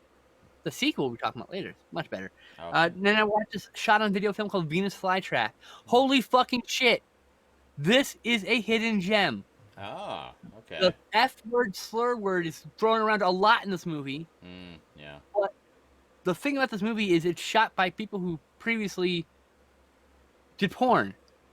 Interesting. Gay porn, by the way. Yeah. So there's people in this movie who may or may not have starred in some of those movies. So, and there's a lot of homoerotic, like someone will say the F word at somebody. I can't say it on Twitch, obviously, right? Yeah. And then there's like some homoerotic chest staring, and like it's it's hard to explain. It's actually like a really good movie. Venus Flytrap's a metaphor for the entire movie, and it's wild. It's got a cool twist. You gotta see this one. You gotta see this one. This one's awesome, but do aware there's a lot of slurs in it. But it's also got this homoerotic gaze, and not in a negative way, in a like a way you would shoot like a Cinemax type film, you know. It was very, very gay gaze in a way. It's really cool. I really dug it. It's an interesting dichotomy. And it was called Venus Flytrap, shot on video. Yeah, Venus Flytrap, one word Flytrap, 1987. It's my master video. The shot on video film is only available on DVD right now. Okay. I imagine eventually a lot of these will find a way on a Blu-ray because there's this new technology of up-resing. So I think eventually that market. I think a lot of SD content will go through that once it catches on a little more. Yeah. I hope. I want to run my retro stuff through that and see what it can do with it. That'd be amazing. Yeah. Yes. Next for Skinslip Cinema, we watched Twin Sitters. Michael the Collector was there. Barbarian Brothers. Yes. Yeah. I believe Cyber 6 was there, and there's a few other people. There's a few people who came and went. I think Michael was there. Michael the Collector. I said Michael. Oh, Michael you did. Collector, Sorry, I didn't hear him. Yeah. But like a couple of people showed up. I haven't picked the next movie. I was supposed to pick it before today. I don't know. Just show up. Trust me. It's Thursdays at 8 p.m. Pacific time. At 8 p.m. Pacific time sharp. I start a trailer reel of 15-minute trailers, and then the movie will just start. So you have time if you're late to still get your snack, just still like sit down in and a watch movie theater, you know. There's no talking in the theater, so there's no one talking during the movie. The movie's exhibited. There we are talking in chat, text chat, a specific text chat only. Yeah. So people just want to watch the movie. Yeah. They don't have us or anybody who's a moderator can go in. Live commentary stuff. Anyone who's a moderator or a cram person can go in and turn their mic on. Yeah. Because we have those privileges. Anyone who's a moderator, anyone who's a crammer can go and broadcast in the secret cinema chat. Yeah. Anyone can broadcast in a theater chat. So if you want to have group viewings amongst yourselves, I set up a theater chat of up to 24 slots. You all can watch movies together with each other at any time of the day. Cool. So I set this up for you as a community. Everyone's telling me it'd be really cool to do. So arrange it, set it up. Roth, I'm looking at you, who's mentioned this in the past. Set one up. I think you guys are in the UK, so you set one up for the UK guys. Yeah. And so everything's always set up for the West Coast, so the US. So you set something up for the other side of the globe. Anyway, I watched Ninja 2: Shadow of a Tear, which is the sequel. This one's way better. So Scott Adkins married the girl from the end of the first movie. They're living together, and then like this dude like. He runs into these fucking druggies who try to steal from him, and he like just gives them his wallet. He's like, I don't want to fight. But then he gets in a fight and beats them up anyway, but leaves the wallet because he's like, they desperately need the money to do this shit. Yeah. Anyway, they show up with his wife. He goes on a rampage. He literally follows the chain of who paid those two dudes because they're drug dealers apparently, and they're hit on his wife, and it's a whole conspiracy. It's actually really fun. The violence here, and the fight porn, all really high quality. Really cool kills in the movie. Some dude gets stabbed in the head in a way that's fucking unique as shit, and you'll be like, oh! Oh my god, that's so fucking cool! Anyway. Excellent. Then I watched Satan's Slave, which is a Norman J. Warren film from 1976, not to be confused with the other film from 1982, which I think Severin just put out. I need to pick that one up. This was a movie about this girl who's with her family. They get in a car accident, and she stumbles out of the car, and just as she stumbles out of the car blows up, killing her mom and dad. And then she passes out, and like she's on the premises of her uncle's house. And her uncle, and she wakes up, and like they explain that they'll have to call the police in a few days because there's something wrong with the road or some shit. Too much trauma. The whole movie's about her like being gaslit by her uncle in some strange conspiracy. I don't want to spoil it. It's so good, very highly suggested and pick this up. Severin Vinegar Syndrome put up the Norman J. Warren one. I bought the Indicator box set called Bloody something. Oh, I can't see the title, Sam. It's called Bloody Terror, I think. The films of Norman J. Warren. They're now getting single releases, but okay. So I started watching. I've watched Bloody New Year and InSaNiTy prior. InSaNiTy's a really cool alien ripoff. You definitely want that movie. I don't think I have that one. No, I don't have that one yet. I need to get that. I need to get Parasite. Speaking of alien ripoffs. Yeah. That's on Blu-rays. Also, Creature. I don't know if Creature's got a Blu-ray yet. I think it does have a DVD. I have it on VHS. I don't think that DVD is a legit one. I think it's a bootleg, actually. Really? I don't know. I don't think it's a legit DVD. I don't think. Creature? No. I definitely got a legit VHS. Got nice. Oh yeah. Anyway, so I watched Sister Street Fighter, the follow-up to Last Street Fighter: Last Revenge, starring the sister of the Street Fighter. Ha! Not really, but kind of. Here's the premise. Technically, her brother is some other dude who's captured. And Sanicha Chiba plays this other character that is basically just that guy from the Street Fighter trilogy. I like to think that since he was such a badass and killed so many people, he had to go into hiding. So it's the same character. He's the same vicious kind of same like person. Sure. Anyway, this movie is like the guy. I don't know if it's true, but totally watched Street Fighter's Last Revenge, saw the 7 foot tall, 14 foot tall robot Mexican, and decided I want to make 20 fucking characters that are that wild and crazy, and populate this movie full of those things. And so like, it starts off with the action, and it's just like wall to wall action and story and plot. Like there's not a fucking chance to catch your breath. There's like 4 minutes of exposition. Oh shit, fight scene with a guy who's got fucking a basket on his head painted black, and he fucking throws like fucking nails, and it's like, what the fuck is happening? There's this crazy karate champ lady from like the Southern Hemisphere champion of Taekwondo or some shit. Like, Wow. A million of these weird characters. She fights them all, beats them all. It's a comic book movie. I had no idea those movies were just so wild and off the wall crazy. That makes me want to see them even more. You love them. They're so much fun. Yeah, no, it sounds like I would say the first great. Street Fighter film is pretty tame. Yeah. They get not crazy tame. You have to dude's throat out, and by the end of the trilogy, by the end of the trilogy, he literally rips the dude's heart out of his chest, beating heart out of his chest. It's so ridiculous. That's not even the fucking like in craziest real life. shit in the movie. That's not even the craziest shit. That's not even the last scene of the movie. That's just some fucking guy's heart he rips out. Yeah. Like, just as a matter of fact. And the Shout Select Blu-ray has both cuts of that movie. Nice. So.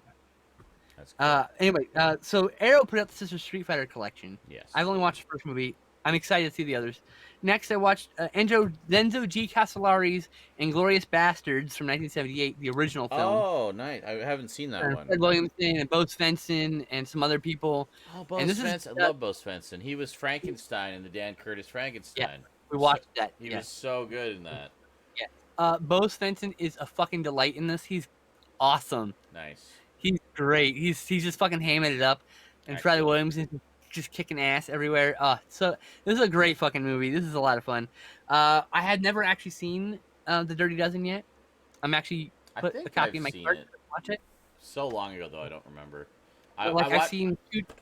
I watched a lot of those sort of classic action and war type movies with my parents back in the day because they were big fans of them. So I know I've seen most of the big ones, but it's so long ago I don't remember. But all right. Next, so yeah, watch that. It's The Dirty Dozen, but Italian and sleazy, and some dude gets his fucking head. Oh, in Sister Street Fighter, this dude, not even a huge spoiler. It's just one random crazy scene. She turns this guy's head completely backwards. There's arterial spray everywhere. Kill Bill owns so much of Sister Street Fighter. Nice. So much. There's a lot of. I'm sure it's one of the many influences. But there's a lot of Kill Bill. There's a lot of Sister Street Fighter and Kill Bill. Yeah. There's a lot of little things. Okay. I know. Cool. I'll have to definitely check it out. And finally, not least, I watched Lou Diamond Phillipson's The First Power. Oh yeah, that's 1990, where he's like, it's one of those the serial killer gets killed and comes back to the spirit, and Lou Diamond Phillips has to like fucking shoot his way to the top to get him. And there you go. Changes up with a psychic lady. It's pretty fun movie. It's funny. I would describe it as very cheesy. Yeah. I don't know if I ever saw. I remember seeing the ads for that one, and I wanted to check it out, but I just never got around to it. But cool. Well, as for me, I watched. Surprise, surprise, some more Inspector Gadget this week. I'm now about halfway through season 1, which was the first 65 episodes. So I finished episode 30. And I gotta say, I'm really enjoying seeing how much stuff they could get away with back in the 80s that would just never fly today. The last episode I watched was one where Gadget went to Japan, and there's like a Japanese counterpart to Dr. Claw, and they're kind of collaborating to get this microchip. I think I remember that episode. Holy shit. Those things. But, okay, it's like every like racial stereotype about Japanese culture is in this episode. I just like, they wouldn't get away with that now. Nope, they wouldn't get away with that now. It's like, there are some funny little moments though. Like, for example, Gadget is meets up with a couple of sumo wrestlers, and one of them says Ohio, and the other one says Ohio, and Gadget just says Oklahoma. God, but that joke. Yeah, so bad. I know, right? But that's Gadget. It's full of. You should be sent to fucking jail for that joke. It's full. I didn't write it. I'm just quoting it. No, I'm just saying. But it's full of just silly little things like that. But that's Gadget. Anyway, enjoying that. And then I had a sleepless night a couple days ago, and while not sleeping, I decided to watch a movie. And I thought, hey, I think it was Morgan Entertainment sent me this one, and I think you and Stoud were telling me about it, and it sounded really interesting. And, you know, I'm all about internet culture and social media and stuff, and this is right up that alley. I watched Catfish. Well, we're talking about Homepage. But, yeah. No, that was something else. But I've never seen Catfish movie. Catfish is good. I did not know this was a documentary. This is actually a true story. It is not fiction. It was basically series spun out of that. I've seen the series, but I've never seen the movie. There is a series. I just found out about it yesterday. I was talking to the chat in my one of my regular streams about it. But and the series is hosted by the same guy who's the subject of this. But basically, it was this young man was kind of getting involved with this family that he'd come into contact with, and they'd kind of developed a friendship and stuff, and they'd sent him packages and all these things. And then there were little things that started to pop up that just seemed strange. So the big clue was there's a teenage girl, a 19-year-old daughter who he had spoken to on the phone, and they were he was like 20-something, I guess. And, they were kind of getting a little romantically interested. And she would sing. So she would sing all these songs, and she'd send him a recording. It's like, oh, yeah, I did this song. I was thinking about you and thought you'd really like it. And then you listen to the song. It's like, wow, that's really good. And then it's his two friends who were doing the documentary about this sort of social media relationship that he's in. Kind of get the impression they thought something was a little fishy and that he wasn't seeing it. So they decided to do this documentary. And thank God they did. Because the story that unfolds out of this whole situation, my jaw just hit the fucking floor so many times. Like, I could not... we've all heard about people getting catfished. Where it's like... And this happened to me. It's probably happened to most of us who've done any kind of online dating. Where it's like, you basically just get led on to believe that... Like, if you're not willing to get in a video chat, we're not dating anymore. You just basically get led on until you catch on that you're being, just led on a wild goose chase that's never going to go anywhere and it's not real. And then the person just blocks you or whatever. We've all experienced that in some way at some point. And that's what I thought this was going to be about, just like a relationship like that, a story of that. But holy shit, the layers upon layers upon layers of deception that were playing out in this whole situation. And so what happens was he listens to this song and he's like, I think I've heard this somewhere before. So he looks up the song on YouTube, and his friend's like, and they find the song, and it's like, yeah, it sounds kind of similar. He's like, dude, this is the song. This is the exact recording she sent me. It's like, I'm going to look up one of her other songs. And he types in the other thing, and it's like, I bet it's going to be like the first result on YouTube. Looks it up, first result on YouTube. So she didn't record a damn thing. She just copied the song and posted it and said it was hers. So she's like, why would she lie about that? And what else could she be lying about? And they go down the freaking rabbit hole, and when you see this whole thing unfold, it's just like, I can't say too much because you just have to experience it for yourself. But when they finally get to the bottom of everything and get to the actual truth, it is nothing like you could ever possibly imagine, and it is just so bizarre. But yeah, I absolutely 110% recommend this. It was so goddamn gripping, and the show is really good. But it also it teaches you how to not get catfish. Because like, oh, okay, yeah, that's true. And that's something I think everybody should be cognizant of when, very much so. Especially because it's so easy to be deceived. As Skinslip says, like, no video chat, no deal, because I need to know you're a real person, Yep. So, I was someone I was talking to.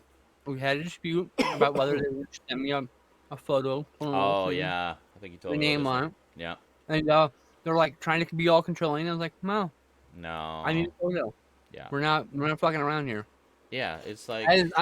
I'm 39 fucking years old. I've been on the internet since 1995. Don't get... You're not going to get one over on me. Trust me. No, it's like, I know. I've been down all the streets already. All the streets. Online since 2015, okay? Yeah. Whole neighborhood. No, but, so yeah, anyway, really enjoyed that a lot. There was a really fascinating interview with the main guy and his two friends who made the documentary with him. where I guess fans or viewers or whatever had sent in questions for them about the whole experience and everything, and I would definitely recommend watching that after. It's about half an hour. Just sort of sit down, chat with the three of them, answering questions from the people who sent in about the film and about their experiences with the whole thing, and it's absolutely fascinating. So yeah, if you're at all interested in like internet culture and stuff like that, I definitely recommend checking it out.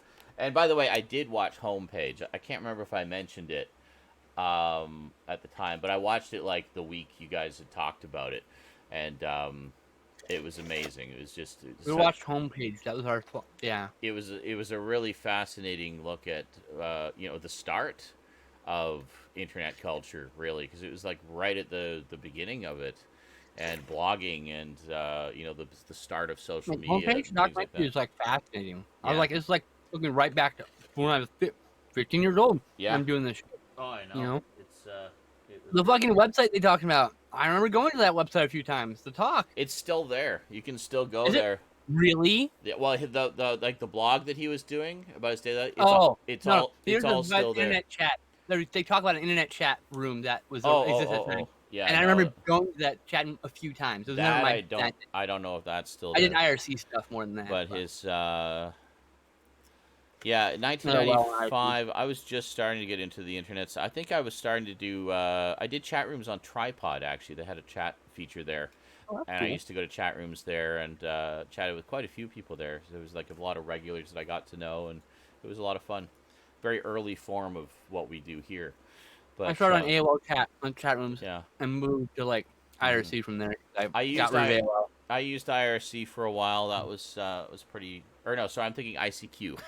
I used ICQ for a while. ICQ guy, I used that too. I used IRC for a little bit as well, mostly through third-party news readers. I still love that noise. Yeah.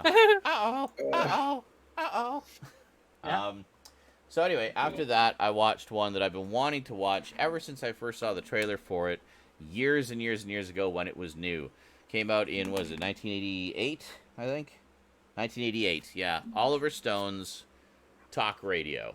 Oh, I love that movie. Have you seen this one? I have that movie. Oh, it's so good. The Twilight Time one? Yeah, it's so good. Like, and I knew I was going to dig it, and that's why I wanted to see it for a long time. I didn't know this is actually Eric Bogosian's first film. This was his debut. Yeah. And I love John. I have a box set with all his movies in it up to Nixon at the time. Okay. No, not World Trade Center. And so I was watching the chronological order up to I got up to JFK. That's where I left off. I still have to see Actually, it got me all interested in Oliver Stone again, so I pulled off all my Oliver Stone films. Yes. We have, and I realized I don't have very many. I've got Natural Born Killers, director's cut, of course. JFK, which I've actually never seen, and dude, I want to check this out. Good. And Wall Street, which I just found out he actually did a sequel to as well. Yes, both of them are good for different reasons. Yeah. This is one of Cass's favorite movies. He actually sent this to me, so I have to ask him if I'm allowed to watch it without him. I also recommend Salvador. So good. Yes. I also recommend Alexander, which got, as long as you get the final cut, whatever the Blu-ray cut is. There's three cuts of Alexander across two different Blu-rays. Yeah. And there's a DVD cut that's never been released on Blu-ray. Oh, great. Well, there's the final cut, there's the ultimate cut, and then there's the theatrical cut. The final cut is the longest one by about 7 minutes. And there's like an extended cut in a blue DVD case or whatever. Yeah. That's only on DVD. I was looking at that one. So anyway, Talk Radio, it's actually based on a combination of things. It's based on a stage play that Eric Bogosian did. And it's also based on a book about a real talk radio host and how he would kind of incite his listeners and just project his rage and whatnot. So essentially, it's about an incendiary talk show host and the show that he's doing, and it's like a call-in show, and just some of the crazy viewers that he gets, and how he actually kind of thrives on enraging his listeners and inviting them to hate him and stuff. And I'm pretty sure it predates Howard Stern also as a radio host. Yeah, I think it is. I think that's kind of part of it. Like there's elements there. Like when you see the flashback of when he first gets the opportunity to do something on talk radio with the other guy, the other talk radio host that he admires. He has the big long hair that's very Howard Stern. Like it's so clearly a visual reference there. But holy shit! Like what? John C. McGinley plays like his producer. Alec Baldwin is the manager of the station and is his boss and is just amazing as always. Oliver Stone always gets just the most incredible performances from his actors, like just so gripping. The only film of his I'll never watch again is World Trade Center for obvious reasons. It's a very traumatic film to watch. I'm sure it is. Well, that's the other thing I've always liked about Oliver Stone, just generally, is a lot of his films tackle sensitive subjects without pulling any punches. He just like gets right in there and into the nitty gritty of it and stuff. So in this case, he there's a great interview with him on this, about a half-hour long interview with him, which I watched afterwards, where he kind of describes this as an art film, because it's very different from the other types of films that he does. Like the other types of films are kind of bigger in scale and more kind of biopic. Well, a lot of biopics, especially all his Vietnam stuff. And Platoon. Oh, I almost forgot about Platoon. Is one I really need to get on Blu-ray. I still only have it on Laserdisc, and I really want to revisit it. But I have it on Blu-ray. My sticker, I remember my sticker came off. I'll double check. I might actually have it on Blu-ray because I would have had it in my little Vietnam section. But he talks about it how.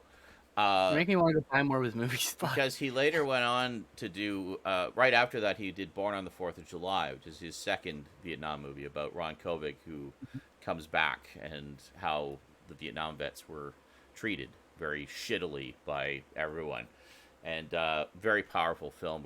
I was talking the other day how I'm not really big on Tom Cruise these days, but that one is one I would definitely rewatch because it's just phenomenal, and he's quite frankly amazing in it.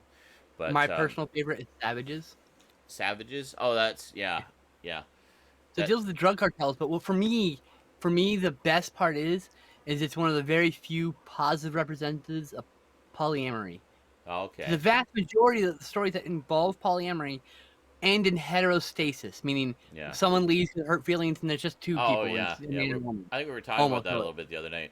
But we were talking about that design. Yeah. Well. Yeah. There was a very incorrectly facted discussion about it, and it triggered me. I don't want to get into. Fair enough. A very heteronormative view of it, and kind of a incorrect reasoning. There's a lot of reasons why people polyamory. It's a very personal thing. Yeah. Not everyone wants it just to play the field. Just because they have a large swath of people to date doesn't mean they're doing polyamory. It has nothing to do with that. Well, that's anyway.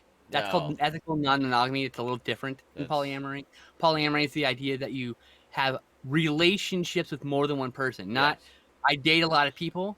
That's ethical non-monogamy. No, I think polyamory is I have two girlfriends and we're in a long-term relationship. I think you might have left before I corrected everyone in the chat room about what it actually is. I decided I didn't want to get into it because it's totally off topic. In I mean my yeah.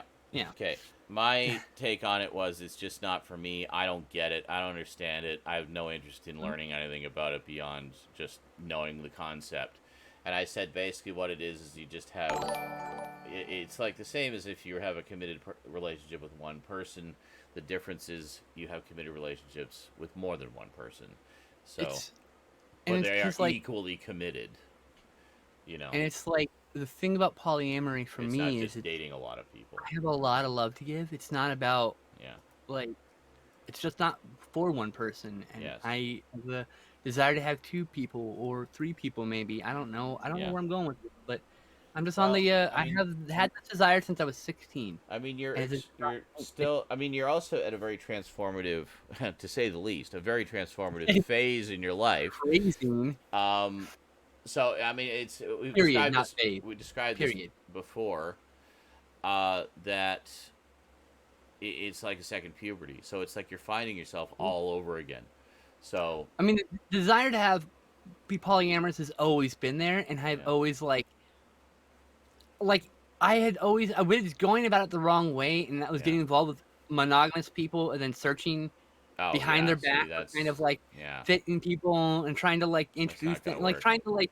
It's not how you're supposed to do it. No, it's not the way to go about it. It's something. I mean, I think something that needs to be upfront right away to make sure you start on the same page. I can tell you right now, I have gone on several dates where at the end of the date, the date ended because I said I explained it as polyamorous. Yeah. And they said that's not for me. And like, that's fine. Yeah. I had a lot of fun. If you want to still be friends, we can be friends. Like, yeah, that's what happens. So anyway.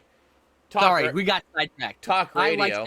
I'm trying to wrap it up now because it's actually after 10, and I need to go. I really liked this a lot. Eric Bogosian is so mesmerizing in this when he just kind of goes off into like it's like he angers and incites his viewers, but he himself is full of a lot of anger and uncertainty and paranoia and all these different things. So, you know, he kind of almost takes it out on his listeners and challenges them to challenge him. And sometimes it goes very badly and situations become very volatile. But it's very good. It's very compelling. He's very angry. He's dealing with the loss of his marriage, where his marriage broke up, and his ex-wife is still kind of a once in a while presence in his life, and it just drives him freaking nuts. On the one hand, he thinks she wants to get back together with him. On the other hand, she doesn't want to have anything to do with him, or he doesn't want to have anything to do with her. And then on top of that, his show has been given an offer to go national. So there's a company that wants to sponsor the show. And at the time of the movie, it's just taking place in Texas. So it's fairly local.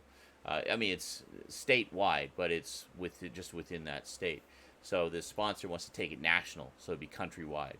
And big deal, big sponsorship. And so he's dealing with all the pressure of that. He's got pressure from his boss, and it just all kind of explodes out onto the airwaves as he's doing his show. And there's this wonderful scene at the end where it's basically just a rant, where he just frickin' snaps and just goes off just on this rant for like 5 minutes into the microphone, screaming at his listeners, just letting out all of his rage. And the way it's shot is the camera is stationary in front of him. And I guess it's almost like he was on a big Lazy Susan or something, because because you see the studio slowly spinning and rotating behind him, and it's just and you're swirling. It's like spinning out of control. Out of control. It's like and it's beautiful. It just works so beautifully. It's visually. It's not like now Oliver Stone knows not to do it like fucking Michael Bay, where it's like spinning at 100 miles an hour. No, it's slow. It's slow. He does it for a fucking hero shot, which is even worse, because like someone pointed out with Michael Bay, like he starts his first movie, it's a nice slow twirl like that for the hero shot, dramatic movies, and then each movie got a little more intense. It literally gets like so fast by pain gain. It's like, what's happening? You know, So in this case, Eric Bogosian is just stationary, and you just see like the wildness on his face as he's going off on this rant, and it's so I could not take my eyes off it. It was so gripping, like just being sucked into this character's madness and his moment where he breaks. Such a good movie.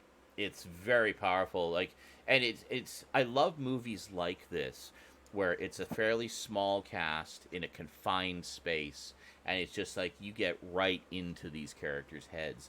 And Oliver Stone talks about how, you know, one of their big challenges is figuring out how the hell are we going to shoot this? This is a movie about a guy talking on the radio. How do you make this interesting?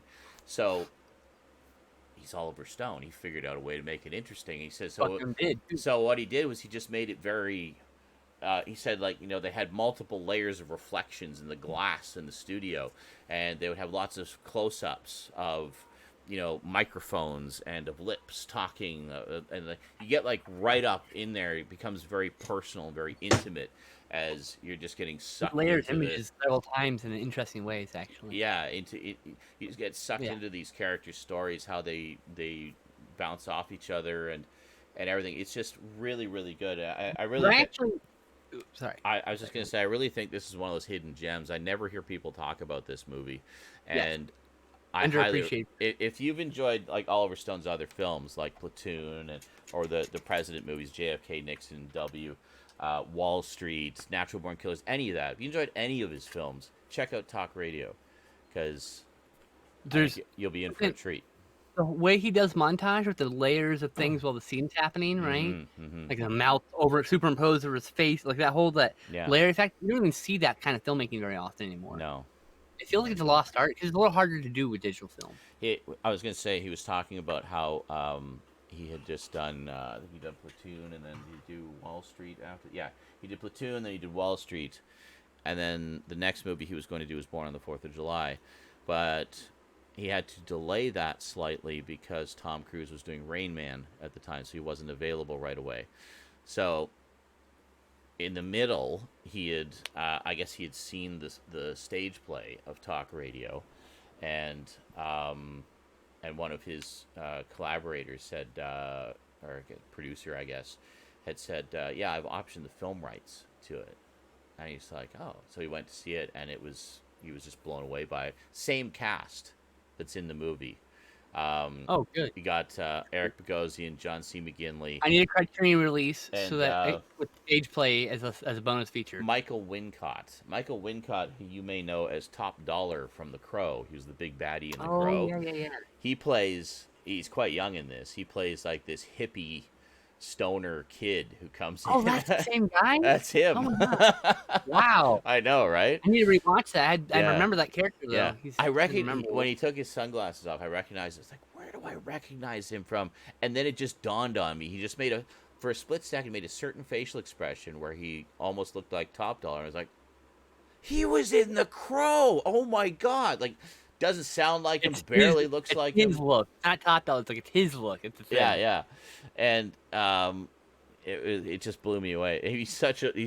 This character is such a wild, off the wall, crazy character compared to Top Dollar, who was just pure intimidation and badness. But it was hilarious seeing it. But anyway, all of them were in the original stage play. But then Oliver Stone said, "Well, that's great. I mean, I thought it was fantastic, but the play is only 45 minutes long. I mean, I don't know if there's enough material there to expand it into a film, like into a feature film."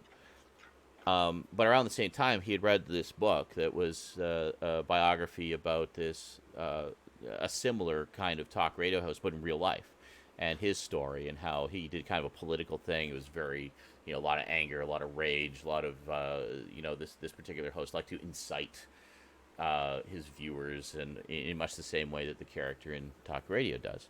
So he said, well, what if we option this book and we can kind of mix the two together? So he actually worked on the screenplay with Eric Bogosian, because Eric Bogosian had written the original play.